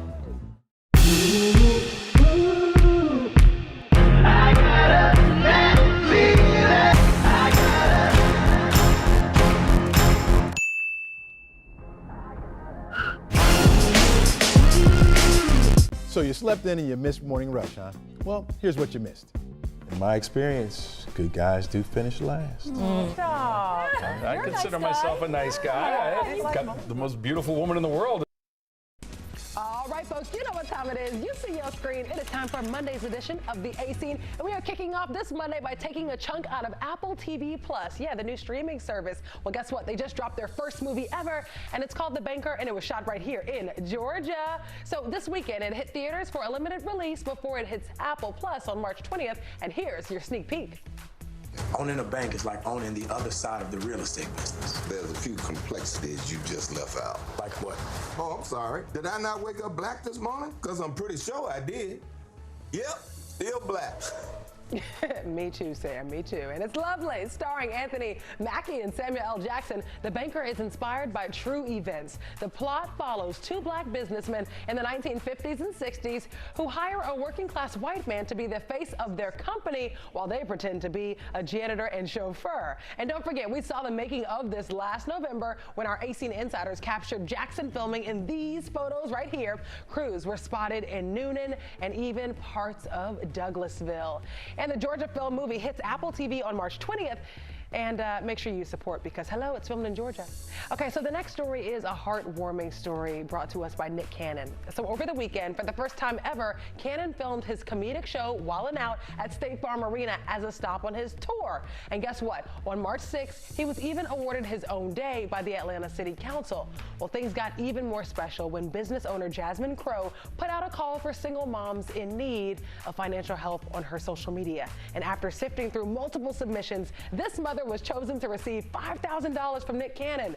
Now, she's the sole caregiver of her 27-year-old son who is handicapped with cerebral palsy. Unfortunately, her son is unable to walk, feed himself, or do anything because he functions like a 3 or 4-year-old. She's also disabled and unable to work herself, but she's responsible for caring for her son. Let's just say she was so grateful to receive $5,000. Such a generous donation from Nick Cannon. And for more of the A Scene, folks, 11alive.com/the A Scene to see what's filming in your neck of the woods. All the latest casting calls found right there. And of course, if you see a celebrity in our neck of the woods, use the hashtag #TheAScene. A woman and a group of volunteers are doing whatever it takes to help people impacted by natural disasters. Next, why she says a nice bowl of soup can do more than you would think. Between Cabbagetown and Inman Park. If you've never checked it out, it's a must-see. There are hundreds of works of art along the Beltline. I'm talking murals, sculptures, photography. This beautiful mural was created by the artist Hence. It's 100 feet long, and even though it was created in 2014, it still remains very popular to musicians and photographers alike.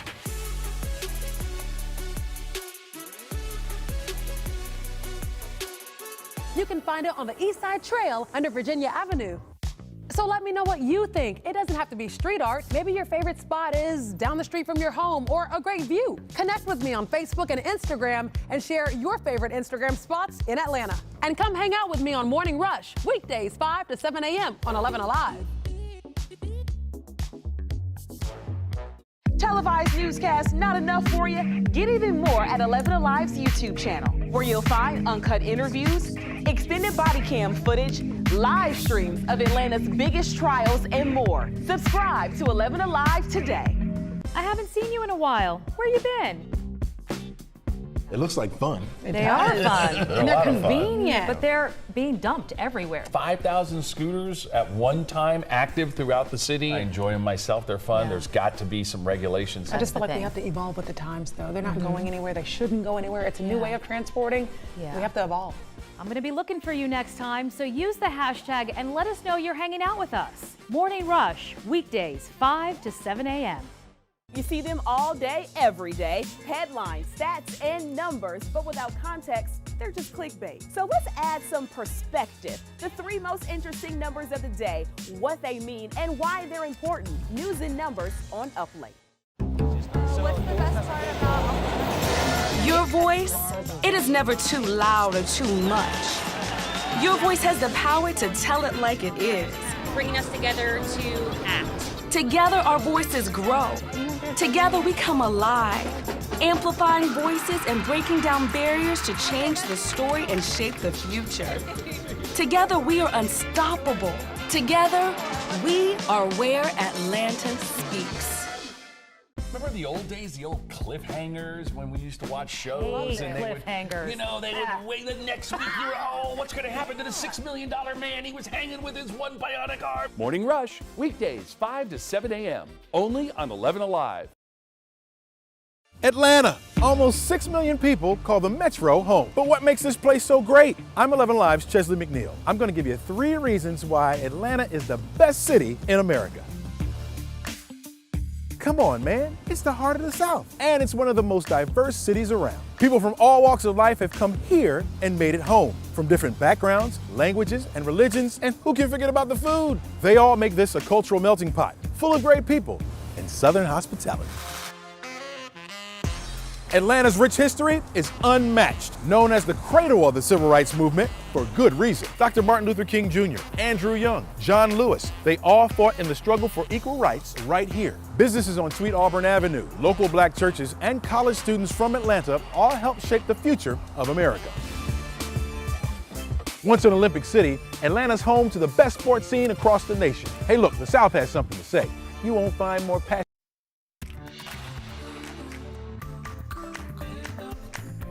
Well, the financial markets took another nosedive today. The Dow Jones had its worst point drop ever, down more than 2,000 points. The Standard & Poor's 500 dropped more than 200. Analysts say that investors are frightened by the growing worldwide spread of coronavirus and a growing oil war between Saudi Arabia and Russia. A lot of difficult news here. This is NBC's Chris Pallone. On Wall Street, another major plunge. Somewhat uncharted territory. As the coronavirus and fears about it continue to spread. Yep, there you see the cessation in ticks on the S&P. Yeah. The opening sell-off so drastic, trading at the New York Stock Exchange stopped for 15 minutes, an automatic safeguard to prevent a crash. At the closing bell, the Dow Jones Industrial Average had lost 7.8% of its value, more than 2,000 points. It was the worst day for the Dow and S&P 500 since 2008. Analysts say fear over what the worldwide spread of coronavirus will do to the global economy and a growing oil production battle between Russia and Saudi Arabia is fueling the sell-off. There's so much uncertainty right now, and if there's one thing that markets hate, it's uncertainty. Hey, good morning, everybody. Health and Human Services Secretary Alex Azar, the only White House official to comment on the market plunge as it was happening. Listen, the market's obviously been very active today. President Trump has delivered a historically strong economy. The fundamentals in this economy are unbelievable. But in a series of tweets, the president in Florida for a campaign fundraiser continued to downplay the coronavirus threat, touted falling gas prices as good for the consumer, and blamed the, quote, fake news for the market drop. And while things look bleak for people who have retirement accounts which invest in stocks, at least one analyst sees some good news. If you're contributing to a 401k, the bright side is every contribution that you're making now is getting better prices than you did in the first half of February. A ray of hope, perhaps, as investors ride out a volatile market. NBC reporting that President Trump will meet with Wall Street executives Wednesday to discuss the state of the economy during the coronavirus outbreak. We have been talking about our commitment to focus on the facts of coronavirus, not hype up the fear, so we will be putting it into context and perspective as well. When looking at the severity of cases, health leaders say most cases are mild. From February 16th through February 24th, the WHO, the World Health Organization, surveyed 56,000 patients with the strain of coronavirus. They found 80% of patients experienced mild symptoms, nearly 13.8% of the cases were severe, and just over 6% of cases involved patients who were critically ill. To put the coronavirus numbers in context, millions of Americans get the flu every year, and there are thousands of flu deaths annually. Since October of 2019, the CDC estimates around 32 million Americans have gotten the flu. That's 1 in every 10 Americans. Since the coronavirus outbreak began late last year, there have been a little more than 80,000 confirmed coronavirus cases in China. So that means those cases account for just around 0.0056 of the percent of China's population. We have a live blog with all the very latest updates on coronavirus, so you don't get lost in a search for new information. You can find it right now in the coronavirus section of the 11Alive app. An accused serial rapist who is suspected in attacks as far back as 1999 is now under investigation once again tonight. Caitlin Ross reports Atlanta police and the Fulton County District Attorney Paul Howard are working to bring 2 new cases against Wesley Cooley. It is very frustrating to me that they have been allowed to remain on the streets, to remain in the community, to continue to harm women when all that had to happen is for that rape kit to be submitted. District Attorney Paul Howard says there is no excuse for untested rape kits in Georgia. It begins to sound like negligence and almost criminal negligence that if a rape kit is available, that some responsible body wouldn't get that rape kit to the GBI. He says there are 156 criminal investigations in Fulton County developed from untested rape kits that were found at Grady Hospital in 2015. DeAndre Shabazz was one of those cases, just given 12 life sentences for the women he attacked starting in 2002. He was cunning. He was cunning because he selected a certain kind of person to attack. Howard says the attitudes of police officers and prosecutors have evolved along with DNA testing technology. which he credits for the rise in convictions. There are more females involved in our sex crimes units, and they are certainly not putting up with somebody pushing cases in some file in a back room. Now that they have the proof to prosecute these crimes, though, it's sometimes hard to find the victims after so much time has passed. So part of our difficulty is now convincing people to come forward and to testify. But he says it should never be too late to get justice. For many of these women, they're thinking, well, when I'm at the shopping mall, if I'm in church, is this person behind me? Is this person going to get me? The federal grant to help clear the backlog of untested rape kits is only accessible for 3 years in Georgia. Howard hopes that the county will continue to fund the initiative after the funds from the Department of Justice expire. Now to a proposed $2,000 raise for Georgia teachers cut in half. Jennifer Bellamy has more on a decision by leaders inside the Georgia House.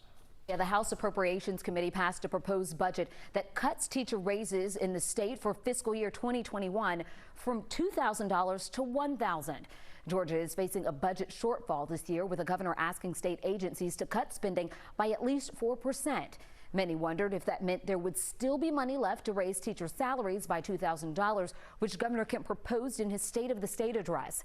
But the budget approved today only allows for a $1,000 raise. It also fully funds the school counselor ratio at 1 counselor for every 450 students. The Georgia Association of Educators says it is disappointed in this committee action. Over the weekend, millions celebrated International Women's Day. One unique organization led by a grandmother is making a very big impact. She is helping to feed people who need it most. Here's NBC's Carson Daly with her story. Where's the chief at? Ginger Mama Passarelli is on a mission to give back. First responders, it doesn't matter what the weather's like. They're out on scene for hours and hours.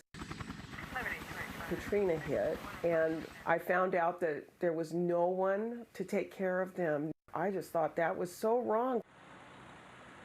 So the former restaurant owner and grandmother of 9 started cooking and hasn't stopped. I believe we're blazing a trail. I love to cook, and I think that food is just an expression of love. Inspiring her to create the Soup Ladies, a nonprofit volunteer organization made up of 85 women from her hometown outside of Seattle and across the country. There's something about it that just warms their heart from deep inside. Their amount of appreciation they show is unbelievable. Donating their time and money to crisscross the United States, serving spoonfuls of soul whenever and wherever they're needed the most. Soup Ladies are tough. We are out in the same mud, the snow, the cold weather. Do you need some more soup? We're in the same conditions as all the first responders are in. On the front lines of disasters like Hurricane Sandy, the shootings in El Paso, and the California wildfires. We have had times that we've had to say, I have no one in your area, I have no way to get food to you. And I felt so horrible. We put so many miles on our trucks, and it's a challenge to make sure we get to places without having to worry. For 16 years, Mama and her ladies have dished out more than 300,000 homemade meals to military, rescue teams, and first responders. We have a few favorite recipes that we have to make on every deployment. Stroganoff, chicken pot pie, they love all of that stuff. Comfort food with a side of appreciation. I see the sacrifices that our officers give. So when our Soup Ladies come on board, they're that committed to all the people that serve our community. These guys and gals are heroes. The United States is one of the worst offenders when it comes to throwing away good food. The USDA says the U.S. wastes up to 40% of the food supply each year, which is staggering yet not surprising. One school in Forsyth County wants to help change that by changing the way that students think about food waste. Kelly Mill Elementary launched its own chapter of the national nonprofit Helping Hands. The organization allows schools and businesses to donate unused food to those in need. School staff say they have cut 400 pounds of waste a week before it began, and the students get a chance to pitch in by sorting and collecting unused products from their classmates. It's a constant reminder that one of our beliefs here at KLML is kindness. And it's about being kind and being responsible for people in our community in some way. She also says it can be difficult to find a way to donate food that meets county code and school cafeteria standards, but this program was a good fit. Volunteer drivers transport all of the food donations to local nonprofits, including the Place of Forsyth. Here, 11Alive storm trackers watching the moisture move in here. You can see this plume extending across South Texas, aimed in our direction. And that means those rainfall amounts are going to be adding up this week into the weekend and into next week as well. We'll have a look at your Soggy forecast coming up. Coming up, we will check in with the new changes and how they will impact multiple sports. Then it sets you up for the entire week where you just have lost it. Like on a Sunday, it's like, oh, let's just order some Chinese food, and of course you wind up eating tons of that. And then on Monday, you're like, well, I got leftovers, I can't let it go to waste. Auntie wants to give you a plate to take home from the barbecue. Auntie! No. Auntie, don't invite me to the barbecue. I'm gonna be looking for you next time, so use the hashtag and let us know you're hanging out with us. Morning Rush, weekdays 5 to 7 a.m. only on 11Alive. The 11Alive app is your go-to source for all things Atlanta.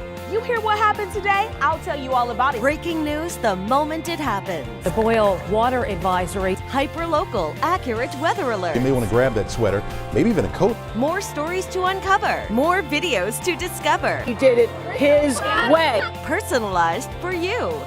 And that's what makes it so special. The 11Alive app. Available now in the App Store.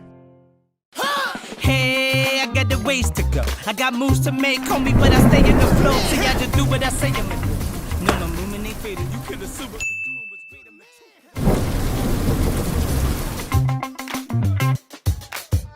Oh, and so I was saying, there is always something filming here in Atlanta. From movies to TV shows, you name it. And so the A Scene keeps up with all of it for you. Casting calls, which big celebrities are in town, what's filming, and if it's in your neighborhood. It's like an inside scoop. Oh, nice. But you know, I really wish you would have told us we were filming this today. Ooh, did I not text you? All right. Ah, it's in my drafts. That's my bad.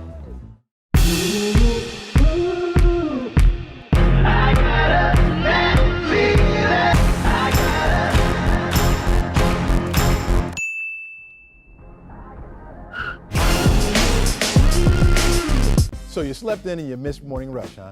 Well, here's what you missed. In my experience, good guys do finish last. I consider myself a nice guy. I've got the most beautiful woman in the world in my eyes. You're a nice guy too, Yeah. I'm saying in my experience, when growing up, good guys didn't finish. Somebody broke his heart somewhere along the line. We're here every weekday morning, so come on, hang out with us. Morning Rush, weekdays, 5 to 7 a.m., only on 11Alive.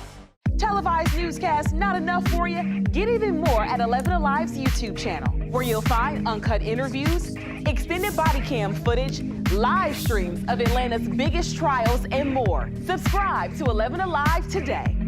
You didn't get my text? The whole crew got together for coffee this morning. I'm learning the taste of water, because I'm sugary. Yeah, right. About that. Well, reward would be slimming down. Okay, yes. Yeah, Okay. a little water in my cup. And beautiful skin. You know, even more beautiful skin, you know, when it's all hydrated and everything else. I'm not going to be able to sit next to you in a few months. Don't drink your morning coffee alone. Have it with us. Morning Rush, weekdays, 5 to 7 a.m., only on 11Alive. Some mornings, what you want isn't what you have time for. And that's why there's the Rush Block, the biggest news of the day in 5 minutes or less. Quick and convenient for all those hectic mornings. Catch the Rush Block on the Morning Rush. Everybody has learned how to drive, so I'm going to go ahead and retire. It didn't last long. Crank up your Morning Rush with Crash Clark. There are more than 1 million families in the United States waiting to adopt a child, and one of the challenges of adopting a child is the cost. But why is adopting a child so expensive? Here are the reasons why with our Why guy, Jerry Carnes. Americans have a strong sense of family. It's so strong that every year about 135,000 families adopt. According to the National Council for Adoptions, between 1 and 2 million families are waiting for the right child to bring into their home. 11Alive insider Sophia Johnson wonders why adoptions can be so expensive. Maybe families would be able to consider it if they could afford to adopt a child. Let's dig into why adopting a child can be unaffordable for some families. The cost varies depending on how you adopt. The state foster care system is the most affordable option. The expenses for adopting through the state are minimum to none. Many families go through a private agency. The cost can reach $40,000 to $45,000. The agency does all the work to find the right child for the right family. They take care of the home study and background checks required for an adoption. There are legal fees. Most families want to adopt an infant. While adopting through the state is inexpensive, it is rare to find a foster child under the age of 5 available for adoption. Most of the time, those kids are older, they're large sibling groups, or they're children who have some type of disability. Most families adopting through the state receive a tax break and financial assistance. The head of Georgia's adoption program says there are advantages to adopting an older child. You kind of know what type of child you're going to get. You know if you have an A student or not. Each year, about 350 children in Georgia's foster care system go up for adoption. If you have a question for Mr. Carnes, our Y Guy, send it to us on Facebook, Twitter, or email. Fraternity Brothers of Kappa Alpha Psi are working to promote early reading in schools, and 35 chapters across the country are taking part in a program called Hands on Books. It is an initiative to spark a love for reading in elementary school children. They actually show students, specifically students of color, that you can see yourself in these books, and you can have this fairy tale. It also opens them to like a different culture that they may have not been aware of. It makes you speechless because it just kind of comes full circle, especially like when your goal is to be that person that you didn't see growing up. It's a one-of-a-kind experience that you can't take for granted and that you always cherish forever. Kappas are doing some very good work, mainly reading to kids in low-income areas, setting an example they hope will make a difference with these kids as they continue to grow. I'm sure they will. Well, we're looking at a more active radar. All the beams are out, and we're seeing some light rain start to move its way towards the state line. We've had a few really light returns here in Fannin County, but it's on the light side. It will continue to become more widespread, though, as we head into the overnight hours, moving out of Alabama after it moves through Mississippi and across the Mississippi River out of Arkansas and Louisiana. So this front is going to be moving in, and it's going to be sticking with us for much of the week. It extends right now all the way up into the Great Lakes, and it's wintry on the northern side. Not so on our side, though, because we have a southerly flow that's kicked in here. We have flow around high pressure off to the east over the western Atlantic, and we also have this flow that comes in ahead of the front. So that's a southerly flow for us, and that means warmer and more humid, and that will help fuel some showers and storms as we head into the next few days. So we're looking out over Athens right now. It's spring break, so not many people out there. It's pretty quiet in the classic city tonight. And just to the north of there in Oakwood, Mike Gilmer, one of our 11Alive storm trackers, posting that he went out to shoot the supermoon, the full moon, and this is all he could find was widespread cloud cover, and it really obscured the moon for us tonight, unfortunately. It's also going to bring in the rain. The clouds are going to bring in the rain overnight as we head into those overnight hours. Temperatures very warm. Check this out here. We have those high temperatures today that peaked out in the low 70s in Eatonton. We were at 71 in Peachtree City, 70 in LaGrange, and we were at 68 in Rome today. And right now, still very mild out there in the low 60s here in Atlanta. Upper 50s in Athens. So we're running around 10 to 13 degrees warmer than we were at this time yesterday. So mild temperatures overnight as those clouds roll in. We're in the mid 50s, and those rain chances pretty decent for the morning commute, right around 30–40%. We'll have more widespread rain right before lunchtime, I do believe. So the rain moves in overnight. It'll be widespread by midday, and then off and on rain through the weekend. So the clouds are going to be moving in here as we head into the overnight hours. Notice how it moves into Rome and Dalton by the morning commute. Before lunchtime, it moves into Marietta, Carrollton, then into Peachtree City. And then throughout the evening, it starts to lighten up a bit, but we could still see a few isolated downpours. Can't rule out an isolated thunderstorm or two. And that continues into our Wednesday as well, particularly in the evening hours. We'll likely see some showers and storms. 60% chance on your Tuesday. 40% chance on Wednesday. We could have some thunderstorms Wednesday into Thursday as well. And then we'll see those showers continue for the end of the week and into next week. And Sunday may end up being pretty wet. So don't put those umbrellas away. Get them out and keep them handy. All right, Samantha, thank you. Hawks back in action tonight. Despite the coronavirus fears, thousands of fans made it to the State Farm Arena tonight. But there is news regarding the next steps the teams are taking to try to prevent the spread.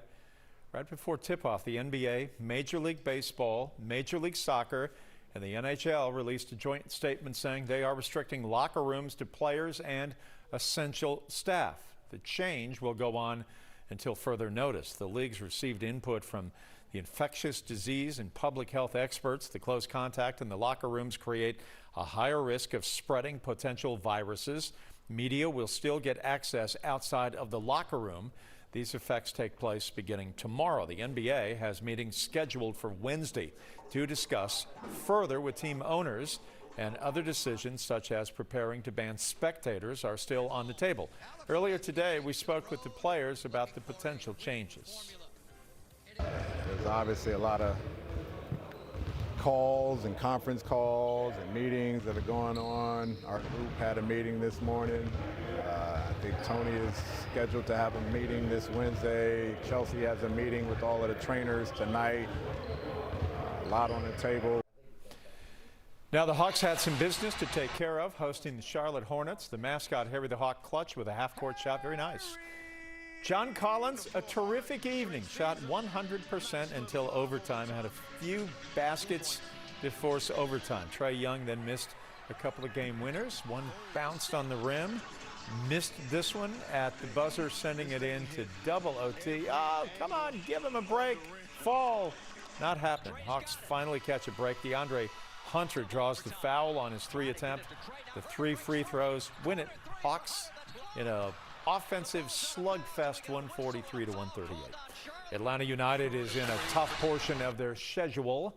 They are 2-0 in the MLS. Wednesday, they take on Club America in the quarterfinals of the Champions League in Mexico City.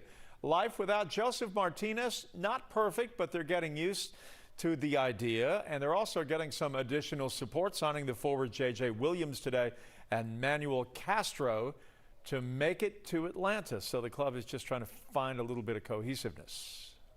I think the key is just to, recover well. Obviously, we had a game just, this past weekend, and making sure that we're fully focused on the game plan, and I think we can pick up a good result. Well, what's a good result in Mexico City? 0-5 is going to be a great result. All right. And that is it for sports. We'll take a break and wrap it up with Samantha right after this. Subscribe to 11Alive today. You didn't get my text? The whole crew got together for coffee this morning. I'm learning the taste of water because I'm sugary. Yeah. Right. About that? Reward would be Slimming down. Okay. Yes. right? Okay. Yeah, a little water in my Yes. cup. And beautiful skin. Even more beautiful skin, when it's all hydrated and everything else. I'm not going to be able to sit next to you in a few months. Don't drink your morning coffee alone. Have it with us. Morning Rush, weekdays, 5 to 7 a.m. Only on 11Alive. Some mornings, what you want isn't what you have time for. And that's why there's the Rush Blog, the biggest news of the day in 5 minutes or less. Quick and convenient for all those hectic mornings. Catch the Rush Blog on the Morning Rush. Everybody has learned how to drive, so I'm going to go ahead and retire. It didn't last long. Crank up your morning rush with Crash Clark. Weekdays, 5 to 7 a.m. on 11Alive. Traffic brought to you by John Foy & Associates.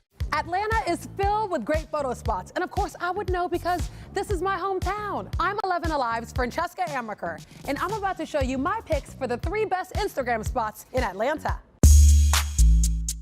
The Outcast mural is one of Atlanta's newest hotspots. Created by the artist Jex, people flock from all over the world just to get a shot of these two hip-hop legends.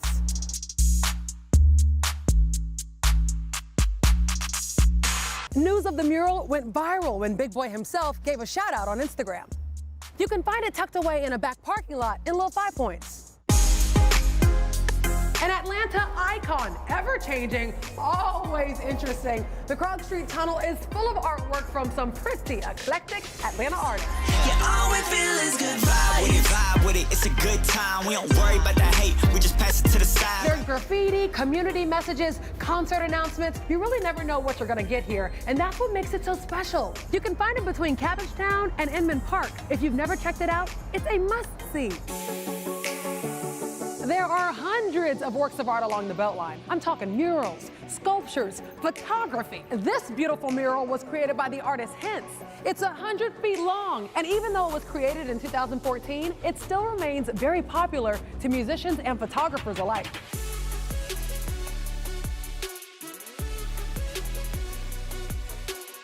You can find it on the East Side Trail under Virginia Avenue. So let me know what you think. It doesn't have to be street art. Maybe your favorite spot is down the street from your home or a great view. Connect with me on Facebook and Instagram and share your favorite Instagram spots in Atlanta. And come hang out with me on Morning Rush, weekdays 5 to 7 a.m. on 11Alive. Televised newscasts not enough for you? Get even more at 11Alive's YouTube channel, where you'll find uncut interviews, extended body cam footage, live streams of Atlanta's big. Okay, yes, we'll see the rain move in overnight, so expect to see some showers tomorrow. If not on your way to work, then by lunchtime you'll run into some, and then we'll have more in the way of showers and thunderstorms Wednesday, Thursday, into Friday as well, even into the weekend. It looks unsettled. Right now, Sunday's looking pretty wet, and into Monday too. So it doesn't look quite as heavy as it has in recent weeks where we had days and days of heavy rain, but it's just going to be pretty persistent each and every day. We'll probably get at least a few showers, if not some heavy downpours. Well, we're getting to the end. We're not to the end of March, but we're making our way in March, so it will be warmer. Yeah, spring is coming. We're going to feel it. Do you like that optimism? That's the only thing I can think of to say. Important news and numbers on Up Late. What's the best part about Your voice, it is never too loud or too much. Your voice has the power to tell it like it is. Bringing us together to act. Together our voices grow. Together we come alive. Amplifying voices and breaking down barriers to change the story and shape the future. Together we are unstoppable. Together we are where Atlanta speaks. Remember the old days, the old cliffhangers when we used to watch shows and they cliffhangers. would, you know, they didn't wait the next week. You're, oh, what's going to happen to the $6 million man? He was hanging with his one bionic arm. Morning Rush, weekdays 5 to 7 a.m. only on 11Alive. Atlanta. Almost 6 million people call the Metro home. But what makes this place so great? I'm 11Alive's Chesley McNeil. I'm going to give you 3 reasons why Atlanta is the best city in America. Come on, man. It's the heart of the South. And it's one of the most diverse cities around. People from all walks of life have come here and made it home. From different backgrounds, languages, and religions. And who can forget about the food? They all make this a cultural melting pot, full of great people and Southern hospitality. Atlanta's rich history is unmatched, known as the cradle of the civil rights movement for good reason. Dr. Martin Luther King Jr., Andrew Young, John Lewis, they all fought in the struggle for equal rights right here. Businesses on Sweet Auburn Avenue, local black churches, and college students from Atlanta all helped shape the future of America. Once an Olympic city, Atlanta's home to the best sports scene across the nation. Hey look, the South has something to say. You won't find more passionate fans anywhere. From the Atlanta Braves home run king, my man Hank Aaron, to the human highlight film Hawks' Dominique Wilkins, some of the greatest athletes have come through Atlanta. We're talking the Falcons, the Braves, the Hawks, the MLS champs, Atlanta United. This city has something for every kind of sports fan. So what do you think? Is Atlanta the best city in America? Connect with us. Use Facebook or Instagram and tell us why this city's got it going on. And then watch us every weekday morning from 5 to 7 on the Morning Rush on 11Alive.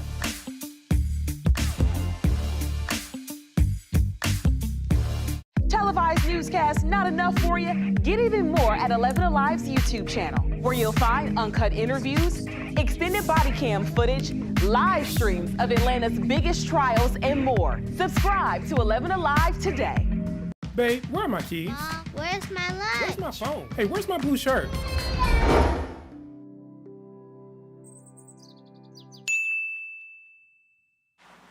Where's my pen? Have you seen it? Everybody has learned how to drive, so I'm going to go ahead and retire.